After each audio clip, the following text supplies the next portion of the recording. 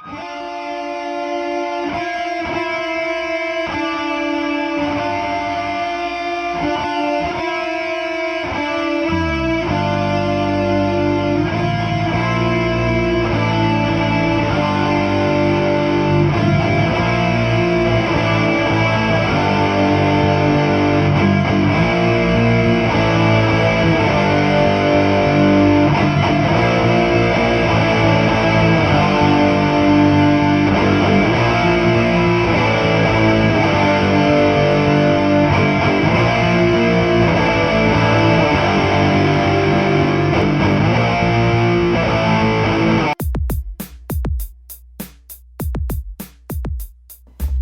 are listening to the new Scum Fix, your source for all that is the words, art, music, and life of the new Scum.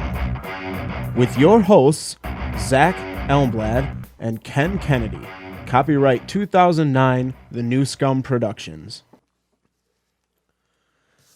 Good evening and welcome to the new Scum Fix. Today is Thursday, May 7th.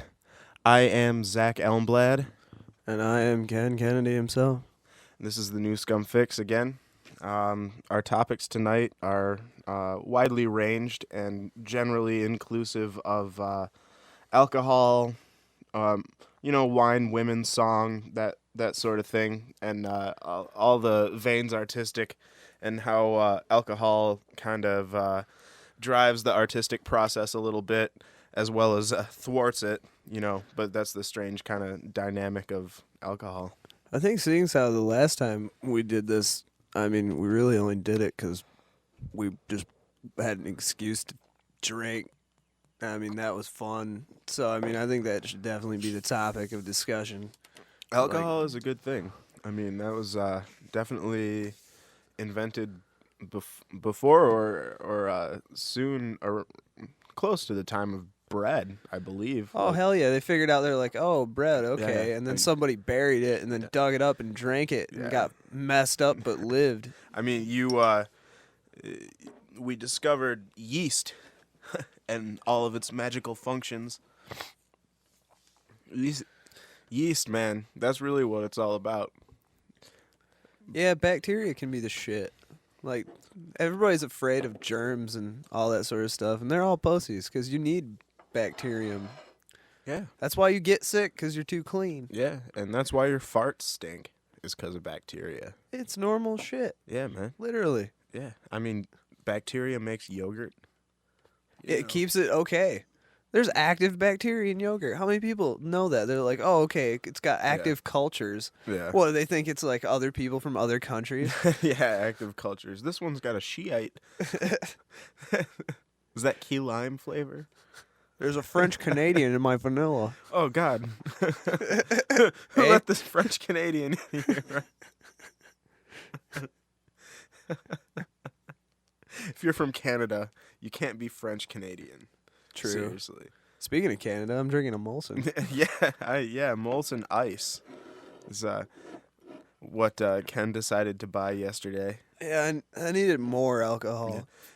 Yeah. We've got some champagne rosé in here too. Some Corbel champagne rosé. Some good old pink champagne from that leftover from all my plans fell apart New Year's. Yeah. Insert number here. Yeah, I've got a feeling, just kind of this idea brewing that after our break, for the second half of the show, I think I should just take shots. So, over the next 20 minutes to half hour, I think we should decide what kind of fifth I should go buy across the street. Oh, I thought you were going to say shots of champagne. I was like, that would be cool because you would, puke foam immediately. No, That'd be hilarious. I'm not doing shots of champagne. That's ridiculous. I'll take gulps of champagne, thank you. And then I will go to the store and buy real alcohol and maybe some limes. I don't know. I'm thinking some tequila. I'm not quite sure yet. I know you expressed some disinterest in tequila. There's only one thing that I do shots of, and that's the devil. The devil Jaeger. Shots of the devil Jaeger. Oh, yes, the devil right. Jaeger. Everybody's got their story with the Jaeger, but they're always slightly different, but they're always pretty much the same. My life is pretty much a story about Jaeger. Like, I mean, hi, Kenny and I lived in a house one time a few years ago, and there was a whole lot of Jägermeister consumed in that house. And I'm sure that as this show progresses and as This night yeah, progresses. and as this night progresses, maybe not necessarily this night, but in the next couple of shows, we'll divulge a little more information about what happened in that house and how that's relevant to the new Scum in particular. But at any rate, there was a, a disgusting amount of Jägermeister consumed at this house. Like, we might as well have been sponsored by Jägermeister, really, because of so Hansel and much. Gretel. I mean, there was a good time where if I didn't have any money, or just shortly after I lost my job or what have you, I could just go downstairs and just pick up a bottle of Jaeger from the ground and rest assured that there was at least one shot There's left in it something for in me it. to take. Like, Yeah, there's something in it. There was something. Somebody got drunk off Jaeger and left it. Yeah, and left it there. I mean, they were everywhere. Hell, it might have been you. It might have been me. There's no telling. I mean, we were all blackout drunks at that point, except you. Yeah. I mean, yeah, I definitely just, it ended up kind of becoming a joke more than anything. But I waited until I was 21 to have my first drink. Yeah, it really was a joke because he just completely surrounded himself by people drinking constantly. And it was really the joke. Like, everybody knew, not like KNEW, but NEW. Like, Yeah. Anybody new in the house would try to offer you a drink or a beer or a pull off their jack or whatever. Everyone else would just like laugh and they wouldn't get it, and I just politely refuse, and nobody just refuses liquor. They're like, "What's wrong, man? You have like a stomach problem, or like your parents die or something? Like what's your problem?" I'm like, "Oh, I wait until I'm 21." Yeah. Really? Why? I don't know. Who else has? That is the law, Law. Yeah, law. I mean, we laugh about it, but really, in reality, it's on the book law. I mean, you are not allowed to consume alcohol under the age of 21. Period. But I mean, I was drinking alcohol from second grade. Catholic school? We talked about this last week. Is there any age law, and I mean any age law, that you didn't break before you were that age? No. Not a, like there isn't a one. Except voting. Voting. Well, yeah, for sure. Oh shit, this guy voted when he was 13. Lock him up. Yeah. I would have, man. I mean, we all drove before we had our license, Right? Regardless of number.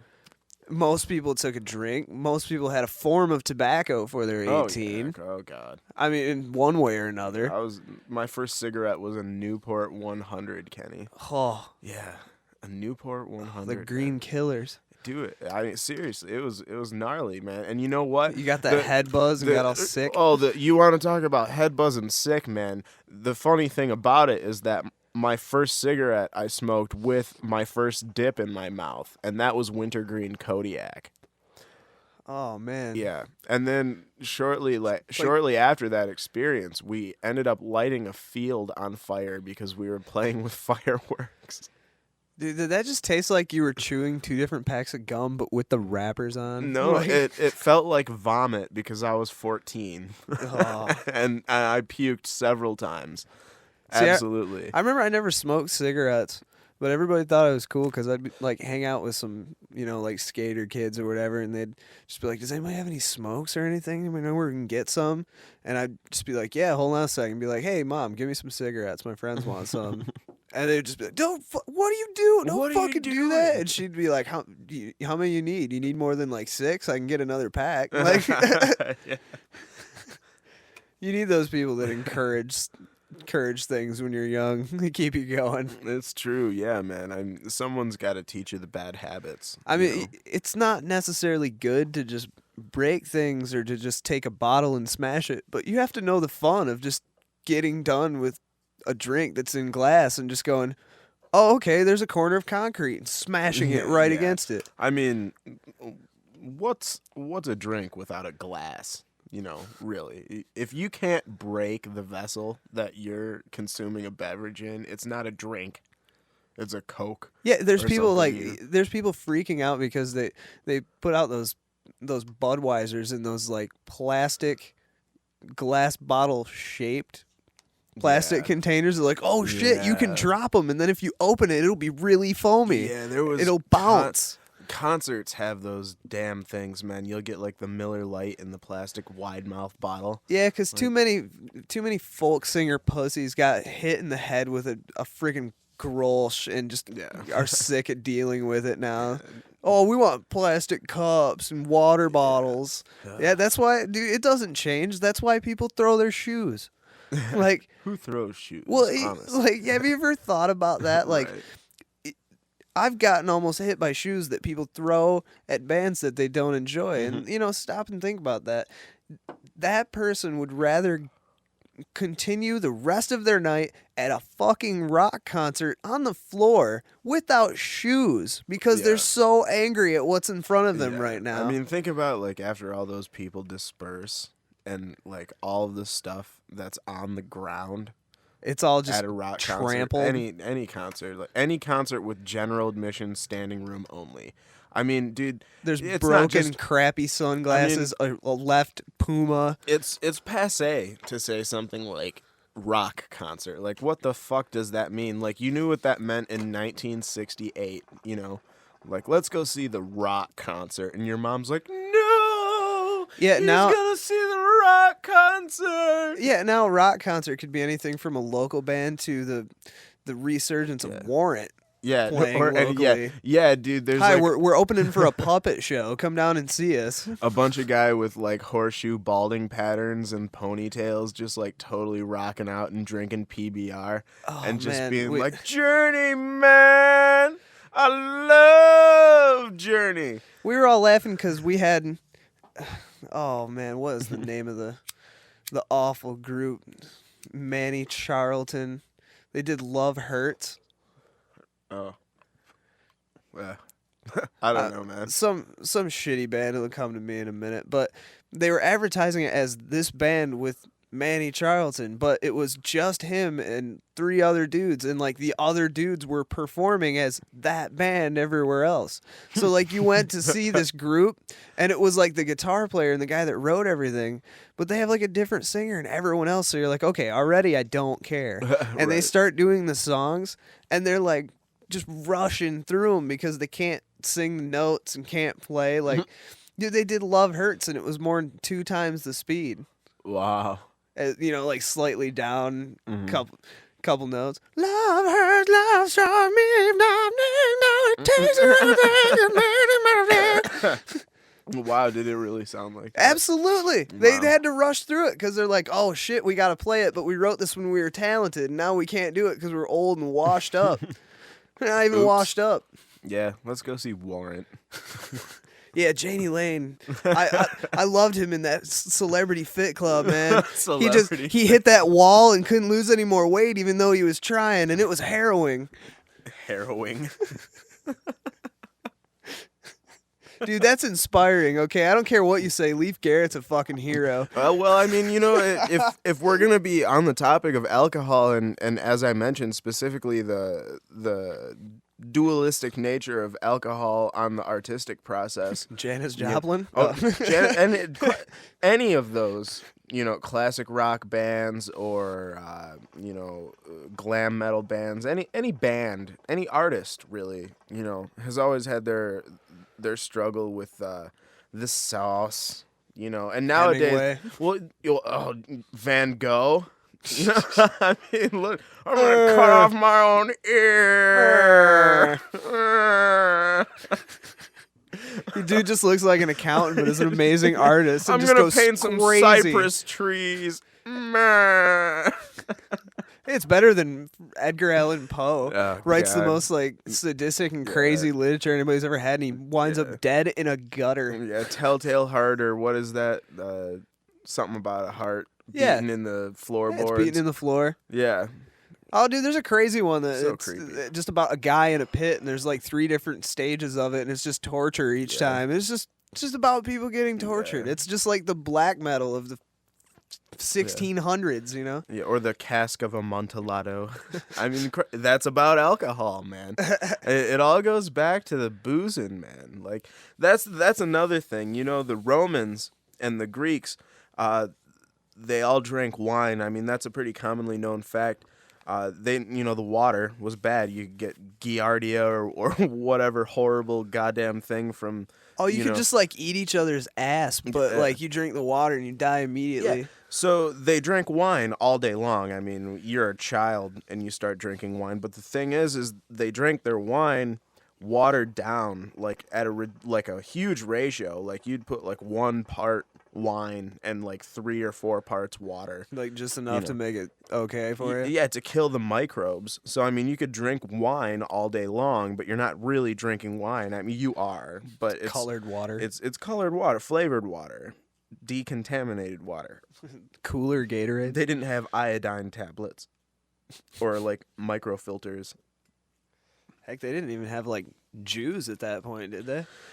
Oh yeah, I mean, there was actually a pretty big Jewish population in the classical Roman Empire. There was a giant, huge shipping port, like in Israel, like not like Israel proper, like we know it right now, but like that area, there was a Roman port for all the trade that was going on. I mean, if you think about it geographically, the Middle East still is, a pretty big land-based. It's like it's the Middle East. Like it's the passageway. Yeah, it's a crap in between the West and the East. Yeah, the crap in between. There's Africa and Europe and Asia and all that crap. Deserts and mountains you have to cross, and then you get to Asia. Like don't forget Turkey. Everybody forgets about Turkey. Well, dude, Turkey is really important. I mean, that's where the Roman Empire continued to thrive after it was kind of broken in the West by barbarians and Gauls and all that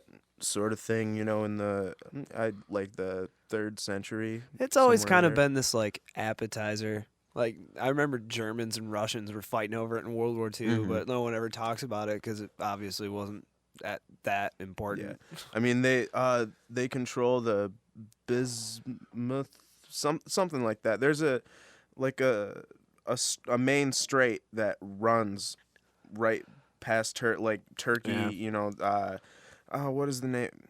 Constantinople, Istanbul, is Thank you. There might be giants. Well, hey, that's the only reason I remember.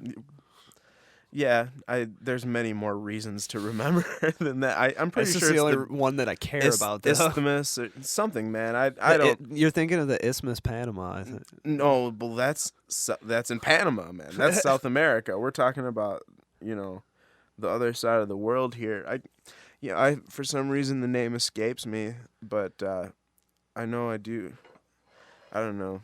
It's whatever. It's a shipping port, it gets to the Mediterranean. That's how you get there from the Indian Ocean, is through that strait that's controlled by Turkey. Oh, so nobody uses that. Oh yeah, no one really. Black Sea or something like Mediterranean. Oh yeah, that's there's nothing important there. Rome, Athens, Cairo, Alexandria. It's just shaped like nothing. It's just shaped like a boot. Yeah, there's nothing important on or in the Mediterranean whatsoever.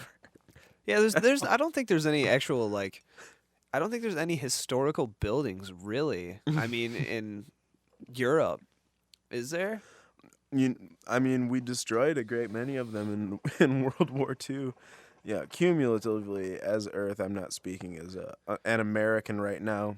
Kind of as a global citizen, we did a pretty good job of obliterating, a great deal of artwork, from antiquity during the first part of the 20th century. Think about the Japanese.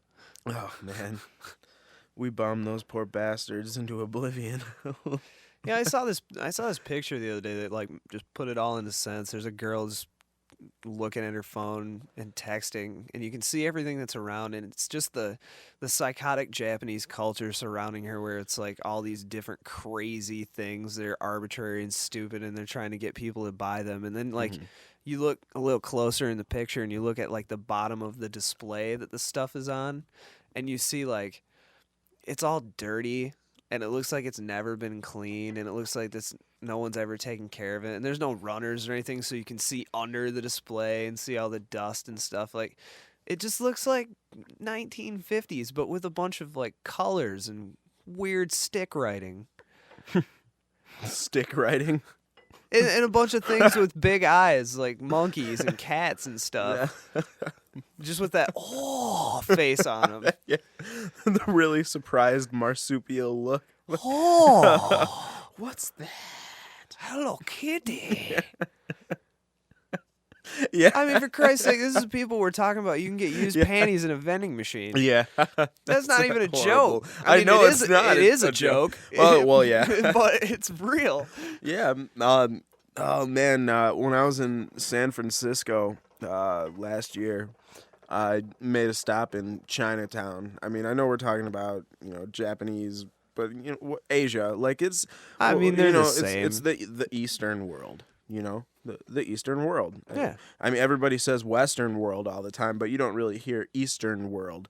But that's really it. It's a different culture, different hemisphere. East of the Middle East. I mean, shit, it's winter when we have summer. Well, no, that's on the south end. Yeah, but that the shit southern happens on the other side, too. Hemisphere. Hemisphere. Hemisphere. At least it's not as bad as Australia. Yeah. Why doesn't anyone ever remember that? They're like, hey, you know what? We should vacation in Australia. It's like, really? Do you remember what Australia is to the world? Yeah. Hey, let's take the worst, most awful human beings that we can't keep in captivity because there's too many of them. Let's put them on an island and see what the fuck happens. Yeah. And then they teamed up with the Aboriginals. I mean, what's it show you when you Did you ever take like Anthropology 101 or something in college and have to watch that video where someone throws a Coke bottle out of an airplane and it lands in a group of Aboriginals, and like it's all like what they do with the Coke bottle, like they use it to put like face paint on themselves to have a war, like a dance war. Like it's so great. It's from the 70s, man. Like I can't remember what it's called, of course. But I remember watching it, and I think both my sociology 101 or equivalent class and my anthropology 101 class, both of them, I had to watch this film. It was, plane flying over Aboriginal Australia. I just saw stuff that was like kind of relevant for the time, like watching Chinese kids make batteries. Yeah, this is, of course, when planes were still flying low enough that you could open a window and throw a glass Coke bottle out. I mean, like that dates the documentary right there. Not only were there still Aboriginals that had no contact with like the Western world or the Eastern world for that matter, but it's a glass Coke bottle thrown out of an airplane window, and it didn't like, break. Yeah, and no pressurized cabin, of course. We're talking like Indy just took off and he's throwing his trash out of the side. Harrison Ford whips a fucking Coke bottle at the Aboriginals. Where's that in history? Yeah, why that's did they talk really about what that? we need to see, man. We need more adventurers with hats, giving strange people Coke bottles. Men with hats. Better than llamas. Carl. Well, when you have a thirst for hands, I mean, yeah, you gotta eat some hands. Sometimes you just need to eat some human hands. Yeah, like. I'm about to take another drink out of this beer, and that kind of reminds me to stay on track here about our topic of alcohol. Let's think of some other situations that what are alcohol induced or related. Well, what about you're gonna obviously trump me in this one. Just I'm volume. Sure you have plenty of stories about me and alcohol. Sure. No, I'm just saying in terms of sheer volume. Let's talk about puking. I mean, I've got a couple funny stories, but I could just go upstairs. Yeah, I mean, I puke all the time, and I mean, fun. A lot of people get really turned off when I say that because they think I'm like bulimic or something. I'm definitely not skinny, like I don't have an eating disorder. I like food a whole lot, but the thing is, like I've got a sour stomach, I got heartburn a lot, but I do like to drink. I mean, let's be honest here. I drink every day, pretty much. It's a pretty daily thing. You work in a I'd bar. say. Yeah, I work at a bar. I'm around people that drink every day. I drink every Hey, day. that sounds good too. Give me Yeah, a drink. I mean, I'm sure it's something like 70% of adult Americans enjoy at least one drink a week or something like that. A minute. A minute. Yeah, I do enjoy one drink a minute. I play Power Hour. But if we're gonna talk about puking, I mean, it just goes to show you. Like one of the very first things you said to me today when you got home was, is that puke? Yeah, it wasn't. Kind of looked like it, It but kind of looked like, but there was some signs in the bathroom that I that were indicative that maybe I had vomited at some the point. lack of flushing being one. And that's another thing is I live a flip flop life from everyone else. Like most people work 9 to 5. Like 9 to 5 Monday through Friday is pretty much the business day in America. That's when I sleep. So I sleep from 9 to 5. So, I get a different take on what's going on around all these people. And I drink a lot, but the end of my day, this is where the conversation is going. The end of my day is when everyone else's day is beginning. So, about 7:30, 8 o'clock in the morning, you can generally assume that I am pretty fucking trashed. So, Kenny will wake up. We're roommates, by the way. That's something I don't think we established last week. But we might have, yeah, but I was drunk, so I don't even yeah. remember at this point. Yeah, we had been drinking beers, which is something that you're going to be seeing in the next few weeks as well. Like, if we're going to get behind a microphone and put these funny-looking headphones on our heads, then we're going to drink. And that's just the way it is. Yeah, because I mean, it's no big deal to just talk to somebody, but when you do the same thing you always do, but you're wearing headphones and speaking into a microphone, you're just like, oh wait, what the fuck am I doing? Yeah, there's certain barriers that are put up that alcohol can just kind of. Well, I tell you what, rather blow than away. start this off with something of yours, seeing how I gotta run and use the bathroom right quick, you should tell the story about Seth being drunk in the hallway. I mean, that does involve puking, but that involves more of just like shouting and being insane. We have this friend of ours, Seth. He's also a member of the new Scum, and I'm sure within the next couple of weeks you'll be hearing something from him on one of these shows. Rest assured, you'll be hearing from Seth. We're filming a DVD in August, and we'll be doing podcasts on the road for that. So you'll be hearing from Seth, I'm sure. About a year and a half ago, I lived in a house in downtown Kalamazoo with Seth.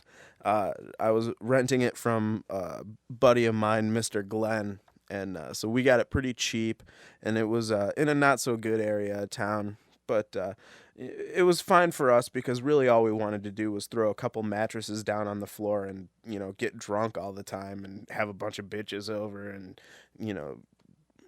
do drugs and have a crazy extravaganza. So there was several times where I would come home trashed as fuck and, be carrying on and doing all sorts of ridiculous things and flopping on the ground, but so would Seth, because naturally if you drink often, you find yourself in situations where you've drank a little too much and you find yourself home and you don't really know how you got there, but you're glad you're there, so you want to revel in it somehow, but you can't really function as a human being. So there was this one time where Seth had just been drinking and drinking and drinking all day. I'm sure he hadn't slept for a couple days. That's just how it goes sometimes, But Seth ends up coming into my bedroom, and he's just completely trashed, and he is just speaking in riddles, just nonsense.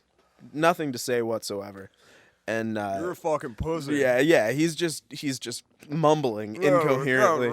And I decide, hey, I better record this, So it ended up making our record. It's on the end of the third 3 Mile Island release, Pretense, along with a little bit about me and Seth having bat attacks in the same house. we were totally infested with bats, so we decided we would arm ourselves with big bamboo poles and blowguns, and we ended up killing something like 10 or 12 bats, throughout the time that we lived there, which was, I don't know, 6 to 8 months before Seth left town and the house got overrun. But he goes in your room. Yeah. And then, whatever happens, and you start recording him, but he ends up lying down pretty much in the middle of the hallway. I mean, I saw a video of it. Yeah. My bedroom was at the end of the hallway, and just as the door opened into my bedroom, and as you went out the bedroom, if you looked directly to your left, the door opened into my bathroom that I was using, and he managed to crawl from my bedroom into the bathroom and, puke a couple times. That's what happens. Blah, blah, blah, whatever. The best part, though, is you say your bathroom. Most people just think of a small, typical bathroom. You go in, there's the door, there's the toilet, the sink. It's all right close to each other. This was actually a really nice bathroom where, the door opened out, and you go in, and you look on your right, and you've got, a tub and a shower and everything, but you have to walk pretty much another 15 feet to get to the actual sink and toilet and whatnot. Yeah. So that was a long, cold crawl. Yeah, I mean, Seth is a trooper when it comes to crawling around wearing next to nothing after you've drunkenly stripped in the bottom section of the house, and you're just kind of wandering around wishing that you could go to bed. But, folks, there is a point where you are too drunk to go to sleep. You're afraid. This is one of those occasions. This is one of those occasions. He ends up puking, and he starts lying in the hallway on his back. Yeah, and this is where this gets funny. He does all sorts of stuff, Seth. When he gets drunk, he's one of those maniacal people that just have the type of personality where they're just always doing something, extroverted and attention gathering. But there's one point in this night where he's laying on the kitchen floor in his boxers, and he's raising his hands up in the air and just going, "Oh! Oh! Oh!" He just kind of put his arms and his legs up from the ground and go, Yeah. And he did it for 4 hours? Several hours. I don't know. I mean, by the time he had already come home, we continued drinking, and then he left again, and then he came back, and I was getting ready for bed when I started this recording, But he's laying in my bathroom just going, "Toilet paper. I need toilet paper. Somewhere in there he was in the hallway. Oh, and yeah. You're like, "Dude, you got to go to the bathroom, man." Yeah. And he's just like, fucking drag me, and you're just No, laughing because you're kind of I told him sober. to go to bed. That's what it was. His hallway, his bedroom was on the other end of the hallway from mine, so it was just a straight line from my bedroom door to his bedroom door, and he had been carrying on and just being belligerently drunk and ridiculous for the better part of the evening. I mean, several hours he had been doing this.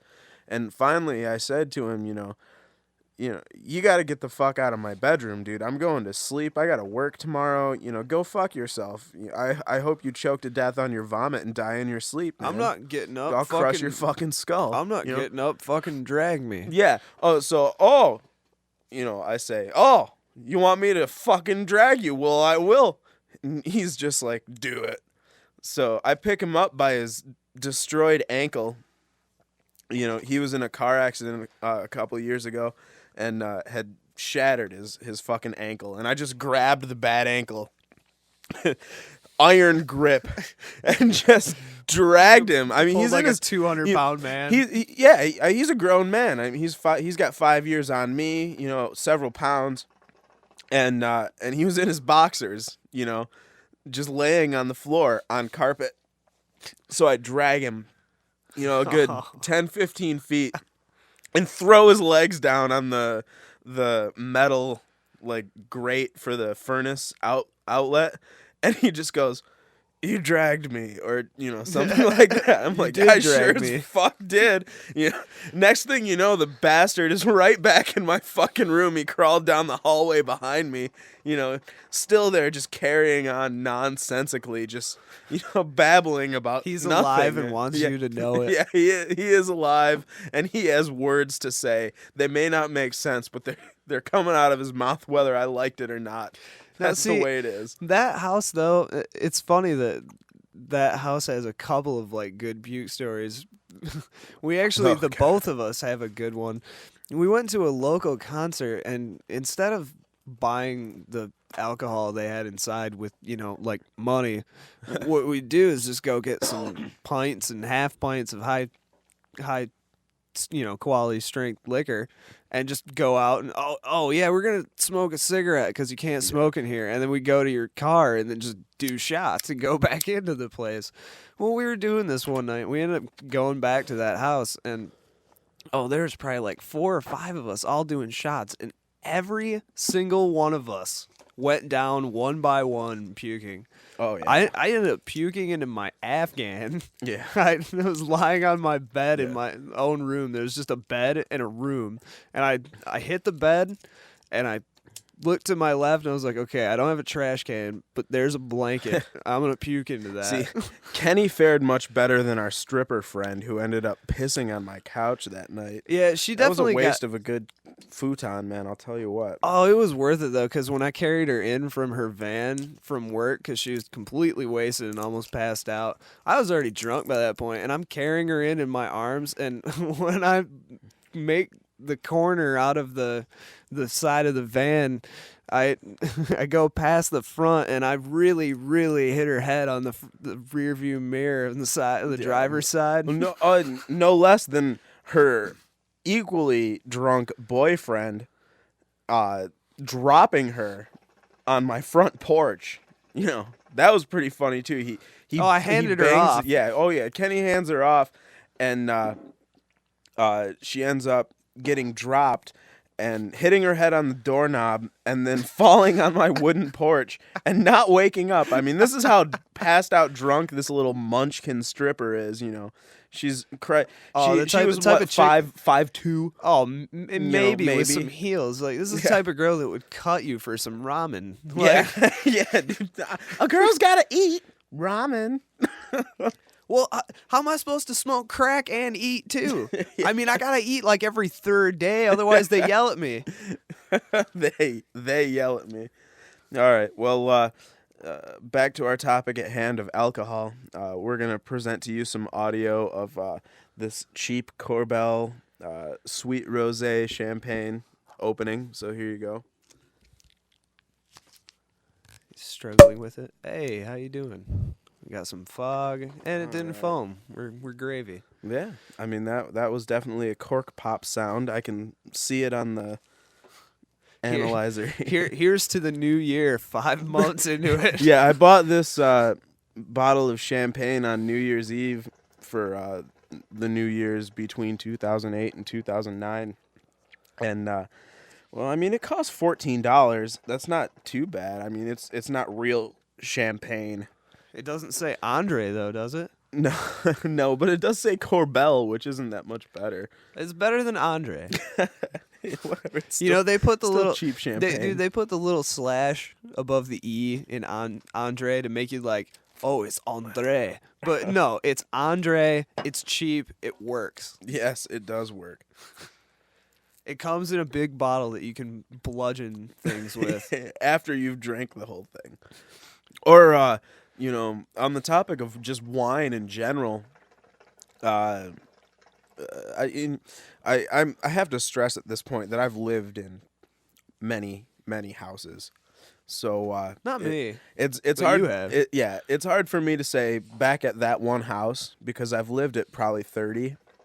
But Ken and I lived at a house once, and we were having another in a long series of weekend keg parties. It was Keg Friday. Yeah, Keg Friday. But I decided that I was going to have what I used to call Jack Kerouac nights. And I was going to drink a big fucking bottle of red wine. And so I go to the store and buy one of those 5-gallon like barrel glass it's jars. a tankard. Yeah, it's a tankard of wine, right?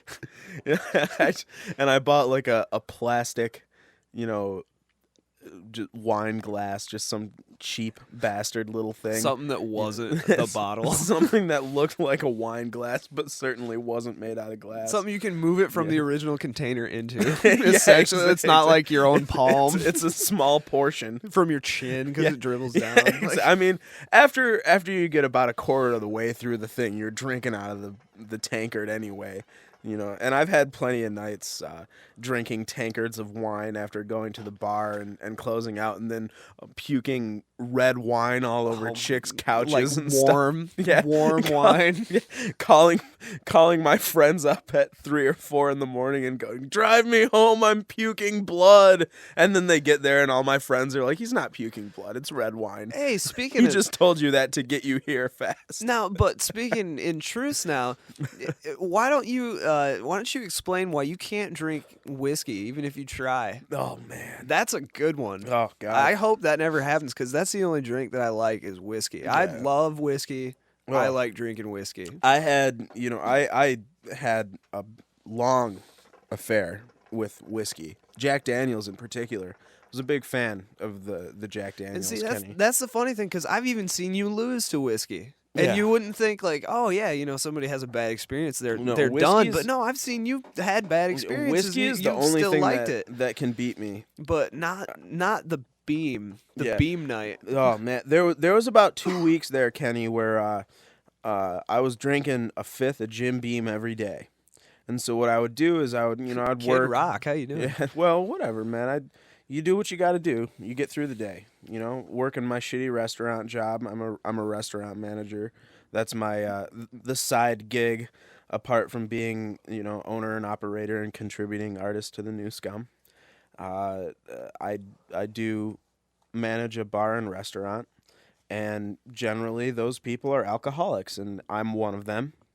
That's why you're there. And you can always assume that the people that are serving you your food at your restaurants are probably drug addicts and alcoholics like myself. And it's funny because now that I go around town, I end up knowing half of them because I grew up with them. Yeah, pretty much. But the restaurant people, we're all drinking all the time, and I seem to have forgotten what we were even talking about to begin with, Kenny. Maybe Beam. Thanks for reminding me there. Even though you don't want to be. I'm just trying to skirt the issue, really, man. It's a sad time. These two weeks of drunkenness that I had. It was bad. What I would do is I would get the cheaper fifth of Jim Beam, the one that's in the plastic bottle, the Traveler, the white label, 750 milliliters. Looks Yeah. like 5.0 but tastes better. Yeah, it's like $15. And so for $20, I can get like a bag of chips and a 2-liter Pepsi and a fifth of Jim Beam. So I go home and get a glass and pour a little Jim Beam and pour a little Pepsi in it and drink it like a shot. And then I do it again and again and again and again and again and again and again for about 8 to 10 hours. And then there's no Slowly. more Beam. Yeah, and then there's no more Beam, and flash forward about 3 more hours, and I wake up and I'm like, I'm cold, I'm wet. It smells bad. Did I pass out? Is this this?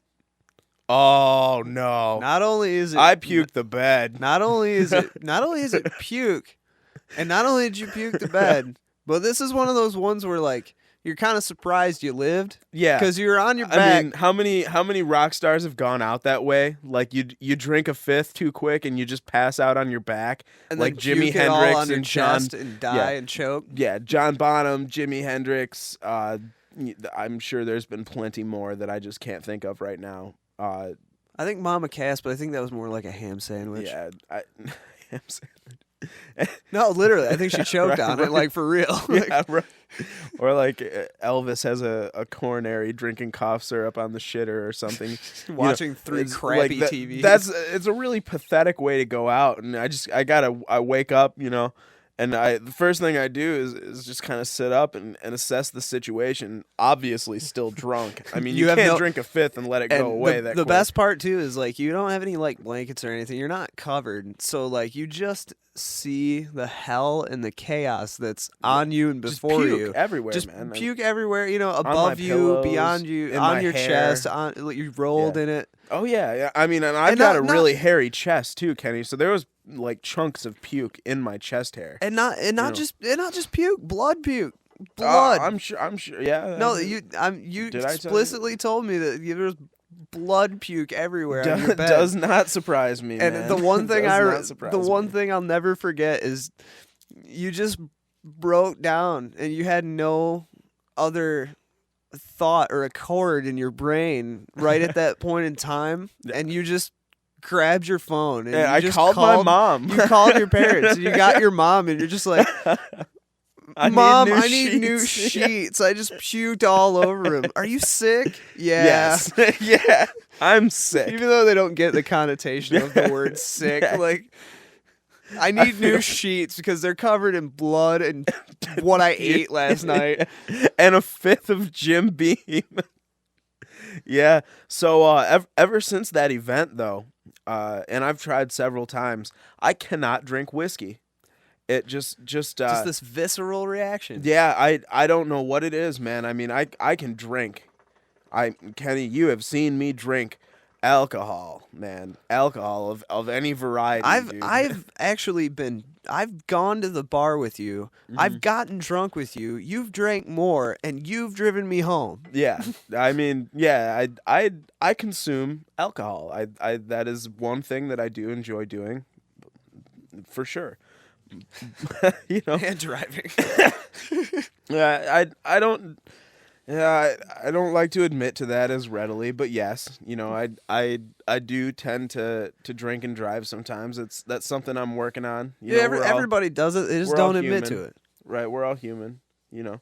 You got to get home somehow. You know, you can't sleep on some of these chicks' couches, man. It gets scary with the dogs and the roommates and the boyfriends and everything else. How many times You got to get home sometimes. I mean, how many times though can you take looking at random white walls and smelling animal dander though before you're just like, fuck this, I'm gonna drive home and suffer the consequences. It's funny, Ken, because you don't know how many houses I've woken up in, and it's been just a brown couch with a white ceiling and some indescript hippie-looking tapestry hanging on the wall next to me, and I honestly don't know where I am because I've woken up in 100 houses, mine or others, that look exactly like that.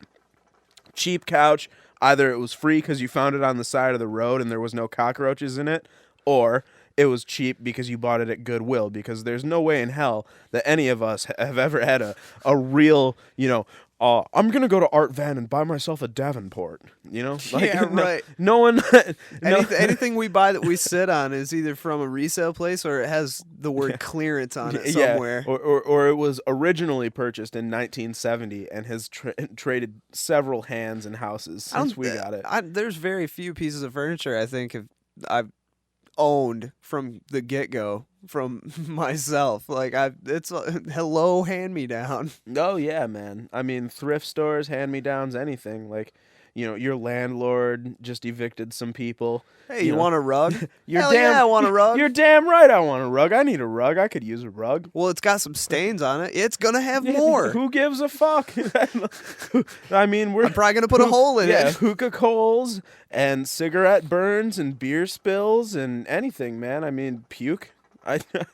Sometimes I can't make it to the bathroom. I just got to puke in a garbage can. I had this crappy gray Berber carpet in this old one bedroom that I lived in myself, and I say crappy gray Berber because it's the cheapest carpet you can get anywhere. Like, just go to somewhere that sells carpet, ask for the cheapest that they got, and it'll be gray Berber. It's flat, and it just instantly gives you a rug burn if you touch it. And there was a spot. Brillo pad carpet. There was a spot in my living room. I had a wicker trash can for a while, and this fucking thing even had a couple of bags in it. It was like trash in it. And we get drunk over at my place one night, and Zach ends up puking in this wicker trash can. And this was at the point where I just really still like it was kind of clean, but I didn't give a fuck. And I was like, yeah, he puked in it, but I don't smell it, so I don't care. And I just left it sit there for like a week, 2 weeks, something like that. And I finally move it and clean, and the gray is just slightly grayer from the stomach acid that stained the carpet, and that it was just this little gray spot, and it never left even when I tried to like clean it. You just made your mark. Resolve will not get that stain out. Dude, if you had Resolve, there wouldn't have been the stain. That's back when we were drinking those evil spirits, right, Kenny?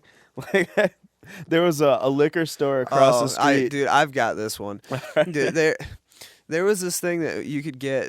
There was this little grocery store that was within walking distance of my place. It was like the only thing within walking distance, but it was a grocery store. So hey, fuck, you can get some beer, get some food, and you can deal.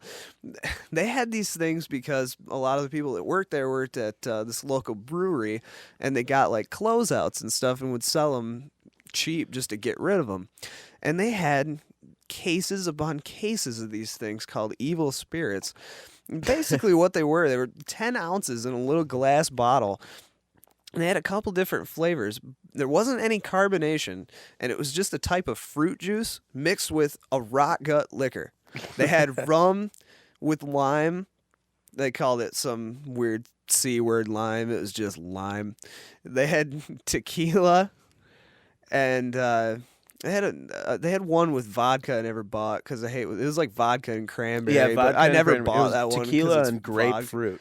Yeah, tequila and grapefruit. Which was the weirdest combo because you would go tequila and lime before you went tequila and grapefruit. Man, there's so many overdrunk nights that I can remember from those things. They were evil. It totally was evil. You just drink them, there's no carbonation, and it's clear, and you're like, oh, okay, this is fun. And you drink like 7 or 8 of them, and then all of a sudden you're puking, and you're just like, God damn it, why did I do that? They were 7 or 8% alcohol by volume, I believe. They were 10. 10? Yeah. I mean, that's in a 10-ounce bottle. That's twice as much as a good alcohol content beer, like a nice microbrew. Yeah, I mean, the ice beer I'm drinking is not even 6. Yeah, what is it's 5.7. Yeah, 5.6.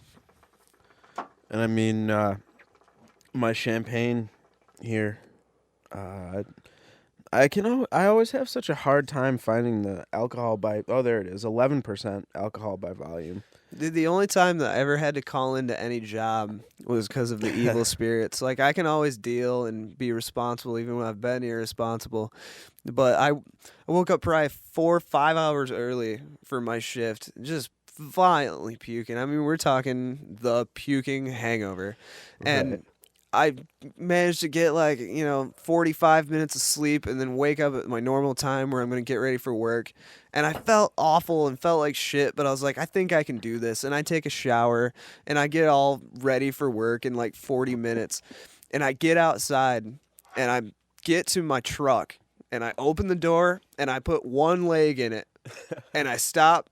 And I just turn to my left, and I puke in my driveway. Yes. And I go into my garage, and there was a blue tarp there that had like some trash on it, and I just started puking into the blue tarp, just puking on a tarp in my old garage.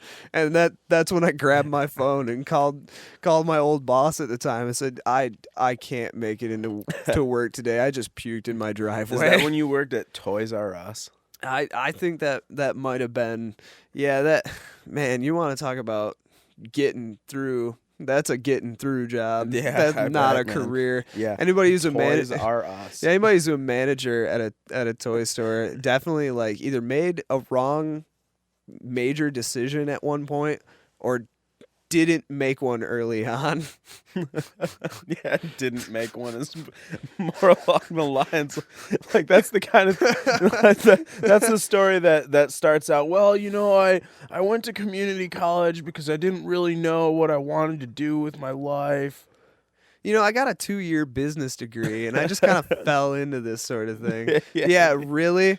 Because when you were in school, I don't remember the choice being managing a toy store. Yeah. No, there seems to be like children or drug addiction involved in that story somewhere, and no one ever says that. well, I knocked this bitch up and we got married and she's a total righteous whore and I totally hate her and she just goes out every night and leaves me with the damn kids and for some reason I got 2 of them. I don't know why I made the second one, And they just talk about having to like take them to baseball. Like that. Oh, I gotta take my kids to baseball. That's why I need Tuesday off. And I just look at it and laugh. Like, you didn't see any of this coming, did you? Like, that's always just what I want to say. Like, Yeah, you dude. didn't see any of this, did you? You were 18 and it's party all the time and you fuck some bitch and then oh god, no way, there is a kid involved now and she's not getting an abortion. RU 486 is not going to be a part of this fucking conversation. She's having the kid. You can just tell. Dude, you can tell. Are you 486? Yes, I am. Yes, I am, for sure. We don't need any of my mongoloid alcoholic children wandering around this planet right now. That's for goddamn sure. Oh my I need God, to grow up before I can teach a kid how to grow up. I mean, even if it survived, if we were in like the correct polite society, you would just give it a good punch and that would be it. Yeah, for sure. I mean, didn't they just throw those off cliffs? Like if the baby looked weird or had a hair lip or Yeah, just man. was crazy, they just threw it off a cliff into a pile of crazy Hey, babies. I mean, there's no hiding my admiration for classical cultures, Kenny. There's no hiding it. I spent a good portion of my college career studying the classics, and See, I continue to. I just study what's given to me. Like I like the 300. Yeah, well, and dude, that was a big thing, infanticide in Greek in the Greek civilization for sure. I mean that you wanna get kleos off the tongue, right? You wanna have never-ending glory, and one way you do it is by having a good seed. Yeah, having a good seed and having your progeny, outlast your own name, and they gather kleos for you, glory for you. So you want to have good kids, and if you got a waterhead, you got some kid that's a fucking mongoloid, I like turtles. You put it in the damn rain barrel, man. That's where it goes. You don't want that representing your virility. You know what I'm saying? Like, it's a failure. It's a fake. It's not necessarily everything. Like, I don't think it should just be part of our culture to have everyone fuck each other on the streets and just fist someone because they had adultery. Right. But dude, monogamous sex has its place. Yeah, but no, like if there's a problem, take care of it. Yeah, why, dude. Why is that not feasible? Why do people get so turned off when you start talking about eugenics and things like that? Like intentionally manipulating your breeding to breed a good human. I mean, like, is that really counterintuitive to the human race? I mean, think about that for a second. If any of these people actually had any semblance of a conscience, they would not even consider bringing a new life into this world and just adopt. Yeah. There shouldn't be any children that are up for adoption. They should just have parents. Why have kids? There's kids that were had by mistakes that are actually pretty cool. I'm one of them. I just got lucky. Yeah. Like I wasn't planned. Holy shit, I wasn't planned. My mom didn't even know she was pregnant. Like serpentine infancy. Serpentine infancy. Like, oh god. Like, why is that so outlandish? Oh, I would never think about adoption, but I'm gonna have 4 kids and waste a bunch of money raising them in the first steps. When you just get a kid that's 5. Yeah. You know how much money you say? Like, seriously, I heard a stat. And you're saving that kid's life. I heard yeah, no kidding. You want to talk about valuing life? Like, instead of, creating life that's, just to benefit you, to make you feel better and to write off of your taxes. Like, if you're gonna have a child, why wouldn't you adopt? I think about how many of these kids you see on the Christian channel, blah blah blah. Like, what's that guy? The guy that always goes to fucking Ethiopia or something. Oh, just the Christian just some Network, bearded dude. That's the name of the thing, though. Like, I can't remember. It's like the old bearded guy. Yeah, white it's hair he's by walking the on the train tracks. Yeah, for sure. There's there's a little girl trying to get water out of this stream that's just full of liquid shit and poverty. Yeah.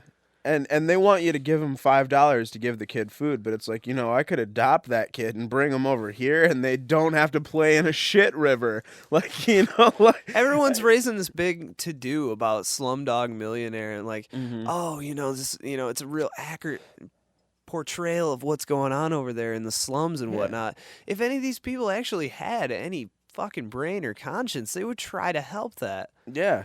And not help it by dumping money on the issue. Help it by going there and either taking them out of it, you yourself taking them out of it bodily, or teaching them how to take themselves out of it. And that's why the society of celebrities is fucked up, because I don't give a damn about the names, but I definitely have more respect for Brangelina, Brad and Angelina, because they adopted Cambodian kids. Yeah. Fucking Cambodians.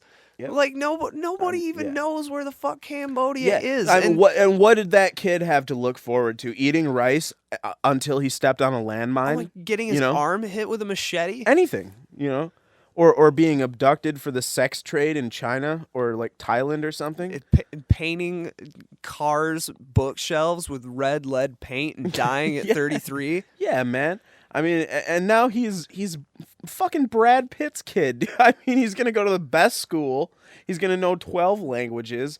Gonna grow up to be a fucking Rhodes Scholar. And then you have people like Ashley Simpson who like get with some shitty punk band bassist and like actually go have a child. Why? Yeah. You're too young, one, and why don't you just adopt? Mm-hmm. Why is that insane? I heard some arbitrary stat the other day that was something to the effect of, in the first 36 months of a child's life, the parents have to spend somewhere in the realm of like $187,000. Yeah. It's so much waste.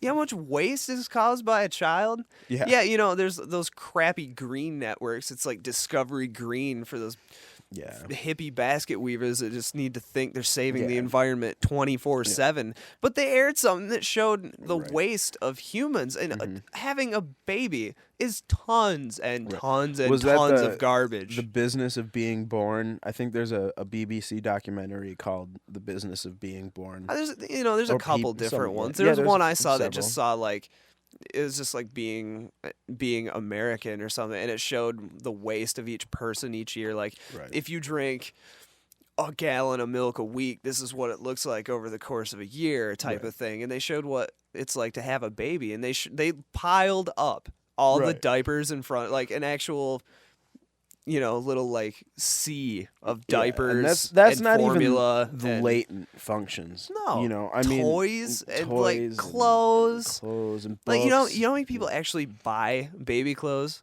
Like, seriously, you can't even like go to a garage sale without 2 out of 3 of them being all baby clothes on tables. Yeah. But people go out and they spend normal amount for baby clothes. You can get size 0 Chuck Taylors that are $49.99. Yeah, or you can go to a garage sale and get them for 50 cents because someone would rather have 50 cents to buy a fucking egg to feed their now toddler, than have these. Because they bought all this shit and then and the don't kid have any money. Yeah, and the kid outgrew it in 6 months, less than that. I mean, those little fuckers sprout up so fast, man. I don't have any kids. But I certainly have friends that have had kids, and I've had nephews since I was 4. I've seen plenty of kids being raised. Like, I know what goes into it and how long it takes and the arbitrary crap that goes into it. Yeah, dude, I'm changing their diapers and buying them formula and taking them out to the movies and showing them Shrek and all that crap. Well, what about like, and people don't even think of it far enough. It's like, yeah, okay, they cause waste, but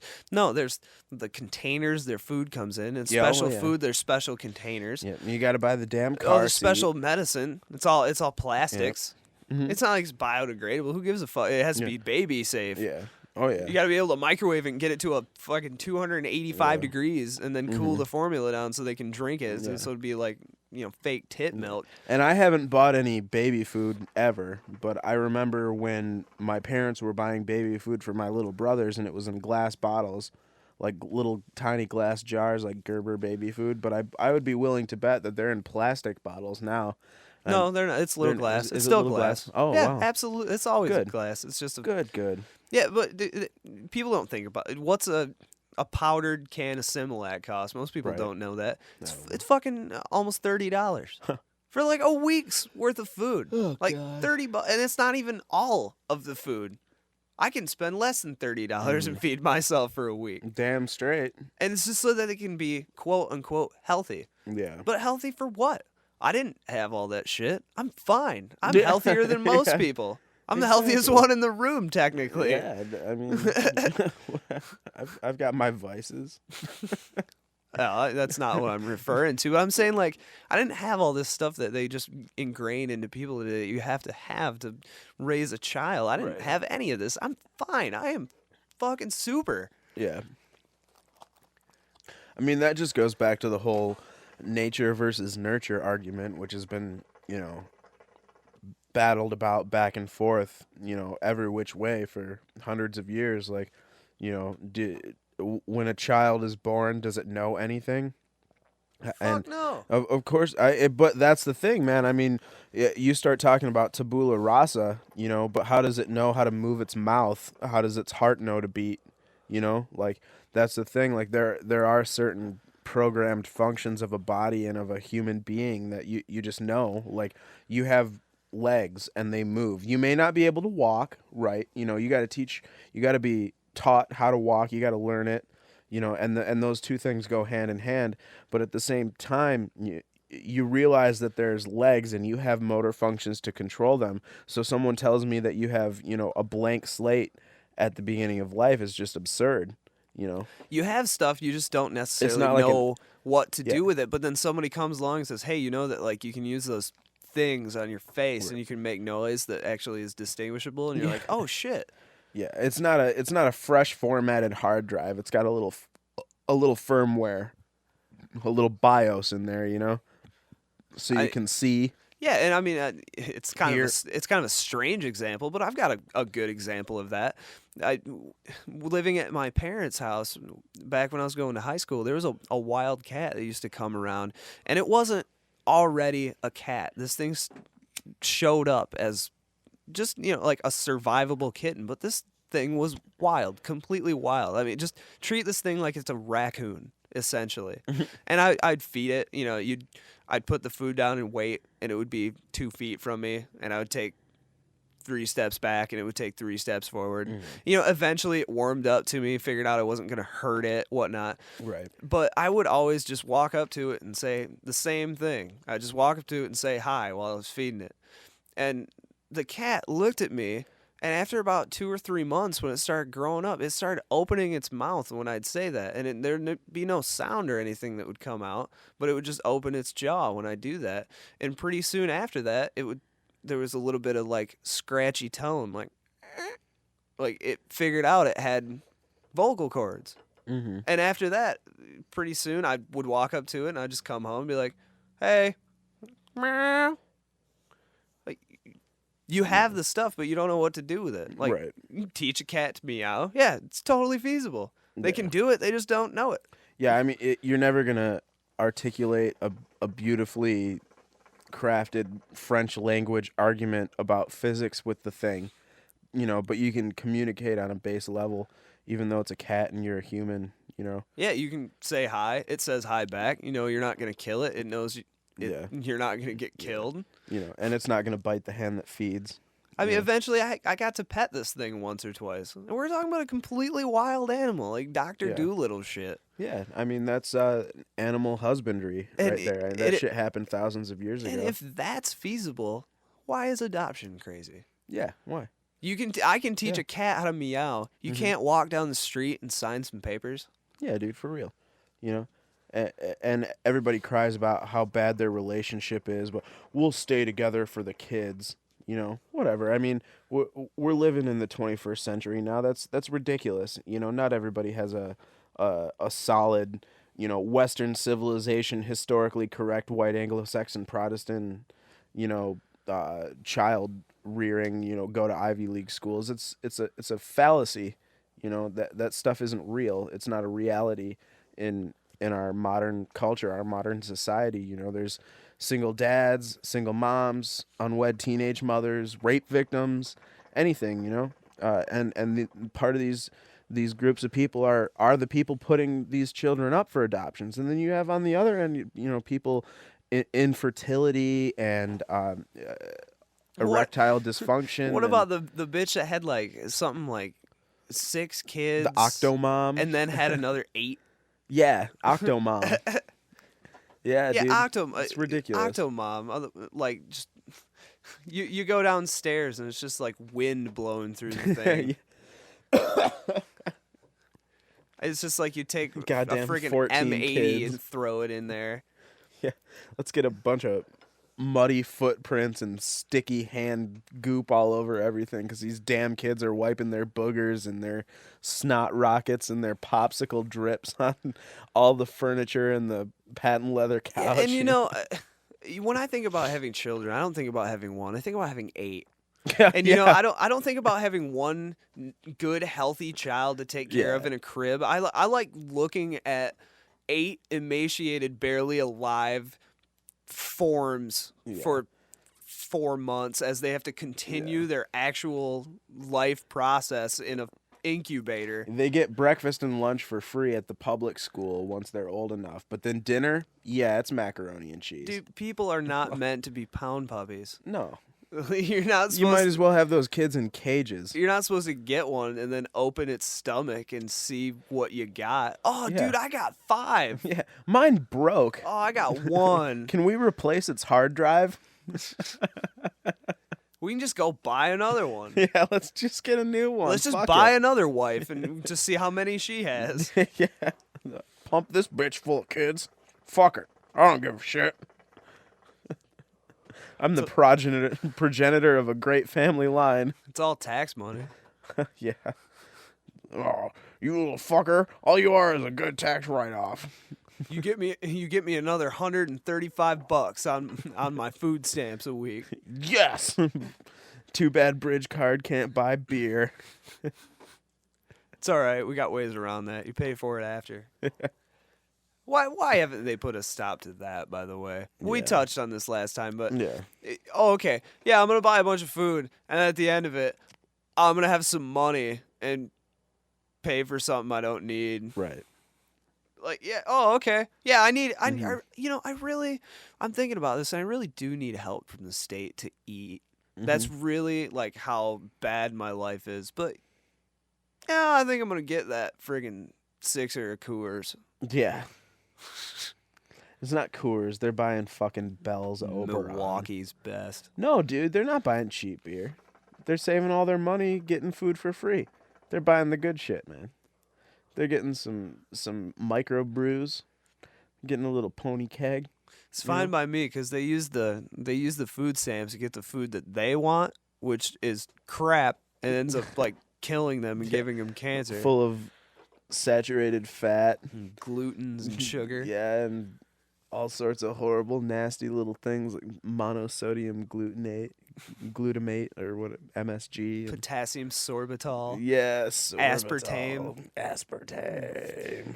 Yeah, what's the crap that they put on outside of Diet Coke? Like, just because one person can't handle phenolphthalein, they gotta put phenylketonuria on the outside of every Diet Coke now. It's like, fuck off. Yeah, okay. Oh, damn. When I buy this Hershey's bar that's just chocolate, now we gotta put it have been manufactured on things that dealt with peanuts because some crappy Poindexter friggin' had his throat seize up because they got too close to the peanut butter and he can't handle allergies.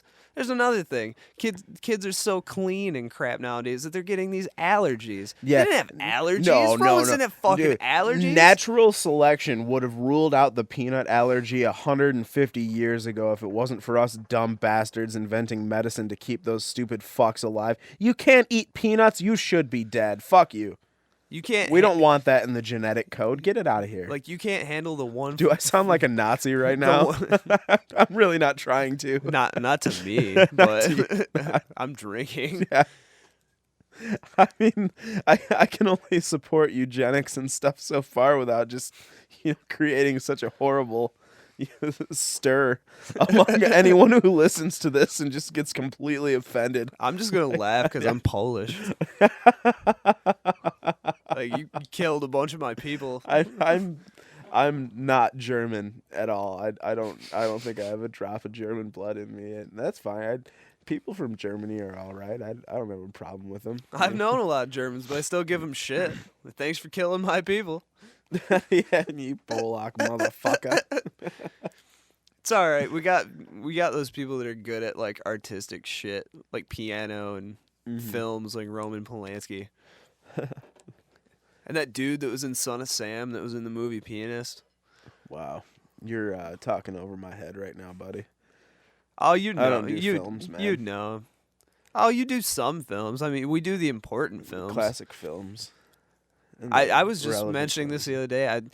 I can't believe I don't know if it was just it kept slipping the mind or if everyone was just retarded and didn't want to tell me, but Easy Rider?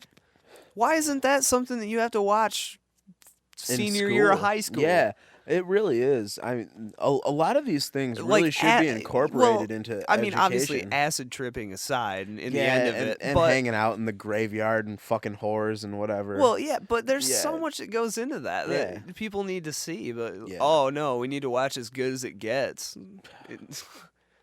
Miracle on 34th Street. Oh, hello, movie house. Oh, Mr. Potter. Yeah. Like, why can't we see something that actually makes relevant sense? Yeah, I mean, I don't even remember the movies I watched in high school. Like, it was always just stupid things. I think one time we got to watch Saving Private Ryan. No, there was a couple teachers that didn't give an absolute fuck about the rules and would let us watch things like I remember watching Band of Brothers in pre-calculus because we didn't have anything to do the last week of the semester, or A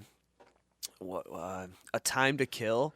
That was one I never would have heard John of. Grisham. Man. That was one I never would have heard of or watched, but somebody was just like, "No, you guys need to see this. Even if you don't get it, y'all got to see it." Well, I mean, we've been talking for a good hot minute here. I think this is a good point. We should take, a break and stop and do what we need to do. Yeah, I think that's a good plan. Yeah, this is the new Scum Fix.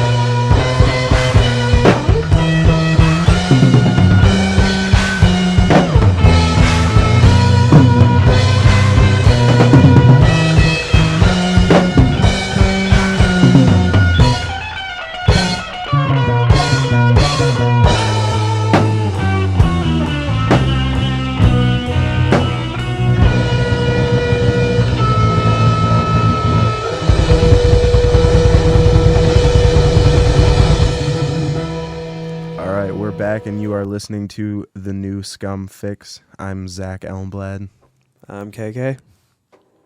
and this is the random guy that missed his cue. He's sitting on the couch in the studio. Alias. He's trying to come up with an alias right now, but we picked him up during the break. What? He just came into the house because I left the door unlocked. How about that? Yeah, it's just some random guy who's sitting on our. He's not a hobo. He's a homeowner. Yeah, So we managed to find a microphone for You him. can call me the Crunky Cracker. The Crunky Cracker That'll is here in studio today. Oh, wait, am I stepping on your shit over there? no, you're fine. Wait, You're fine. am I allowed to curse on this show? No, you're fine. Yeah, we say fuck all the time. Okay. Here. Yeah, dude. Last show Sorry, we didn't talk about any ground rules. No, last show I said nigger in context. Don't Well, worry about it. Yeah, I mean, I just did I hope too, you're so. quoting Chris Tucker. yeah. The rules of this show. I suppose we'll go over this on the air or on the web. Rules. That means that somebody can win, right? Yeah. I mean, if there are rules, then someone can win. You can only win once There per are winners month, in though. those. Yeah.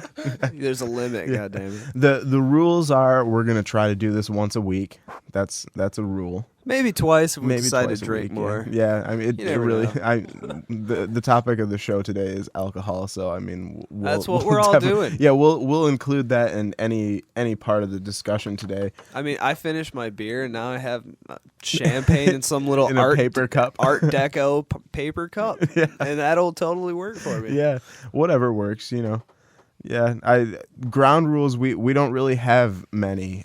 Most of them would obviously directly relate to the little credo that I set up on the New Scum website, which has 2 domains at the time being, one being thenewscum.webs.com, the other being thenewscum.tk. There's my plug.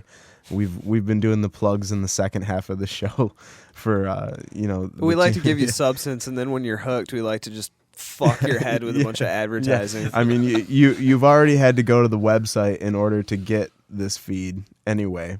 But if you found us, I mean, you've drank the Kool-Aid. Yeah, if you have managed to read all the way through one of our really subversive flyers and stumble upon this website accidentally, then we probably don't need to convince you that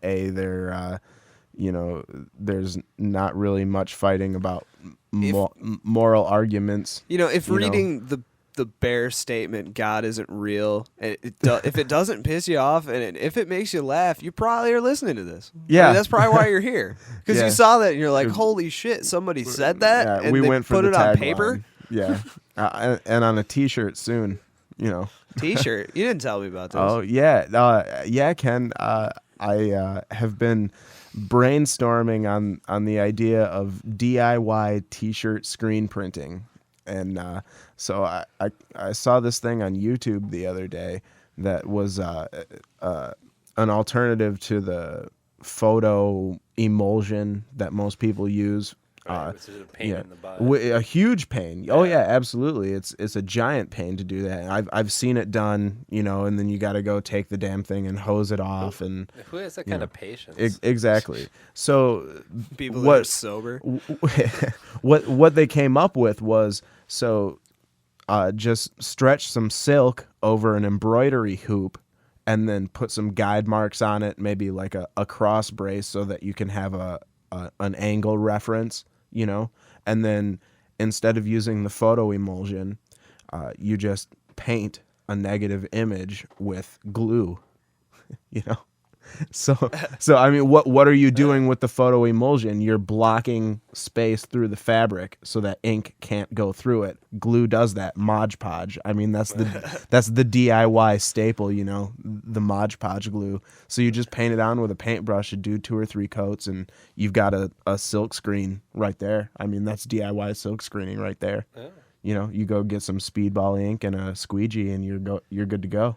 Or you could use, what are these, like Mylar when they airbrush? Yeah. And an X-Acto knife? Mm-hmm. And get, if you want You some could do detail. that. Yeah. Oh, yeah. If you want to get it real precise, I'm thinking about doing some real simple, just white ink on black T-shirt, stuff right now. That's kind of the image we're going for. The little Give away at your like free college event type thing. the angry kid reading Atlas Shrugged in the back of the coffee shop. I don't know what this means, but it's really thick, and I know it's important. Someone will love me for my brain when they see me reading this. Yeah, they will.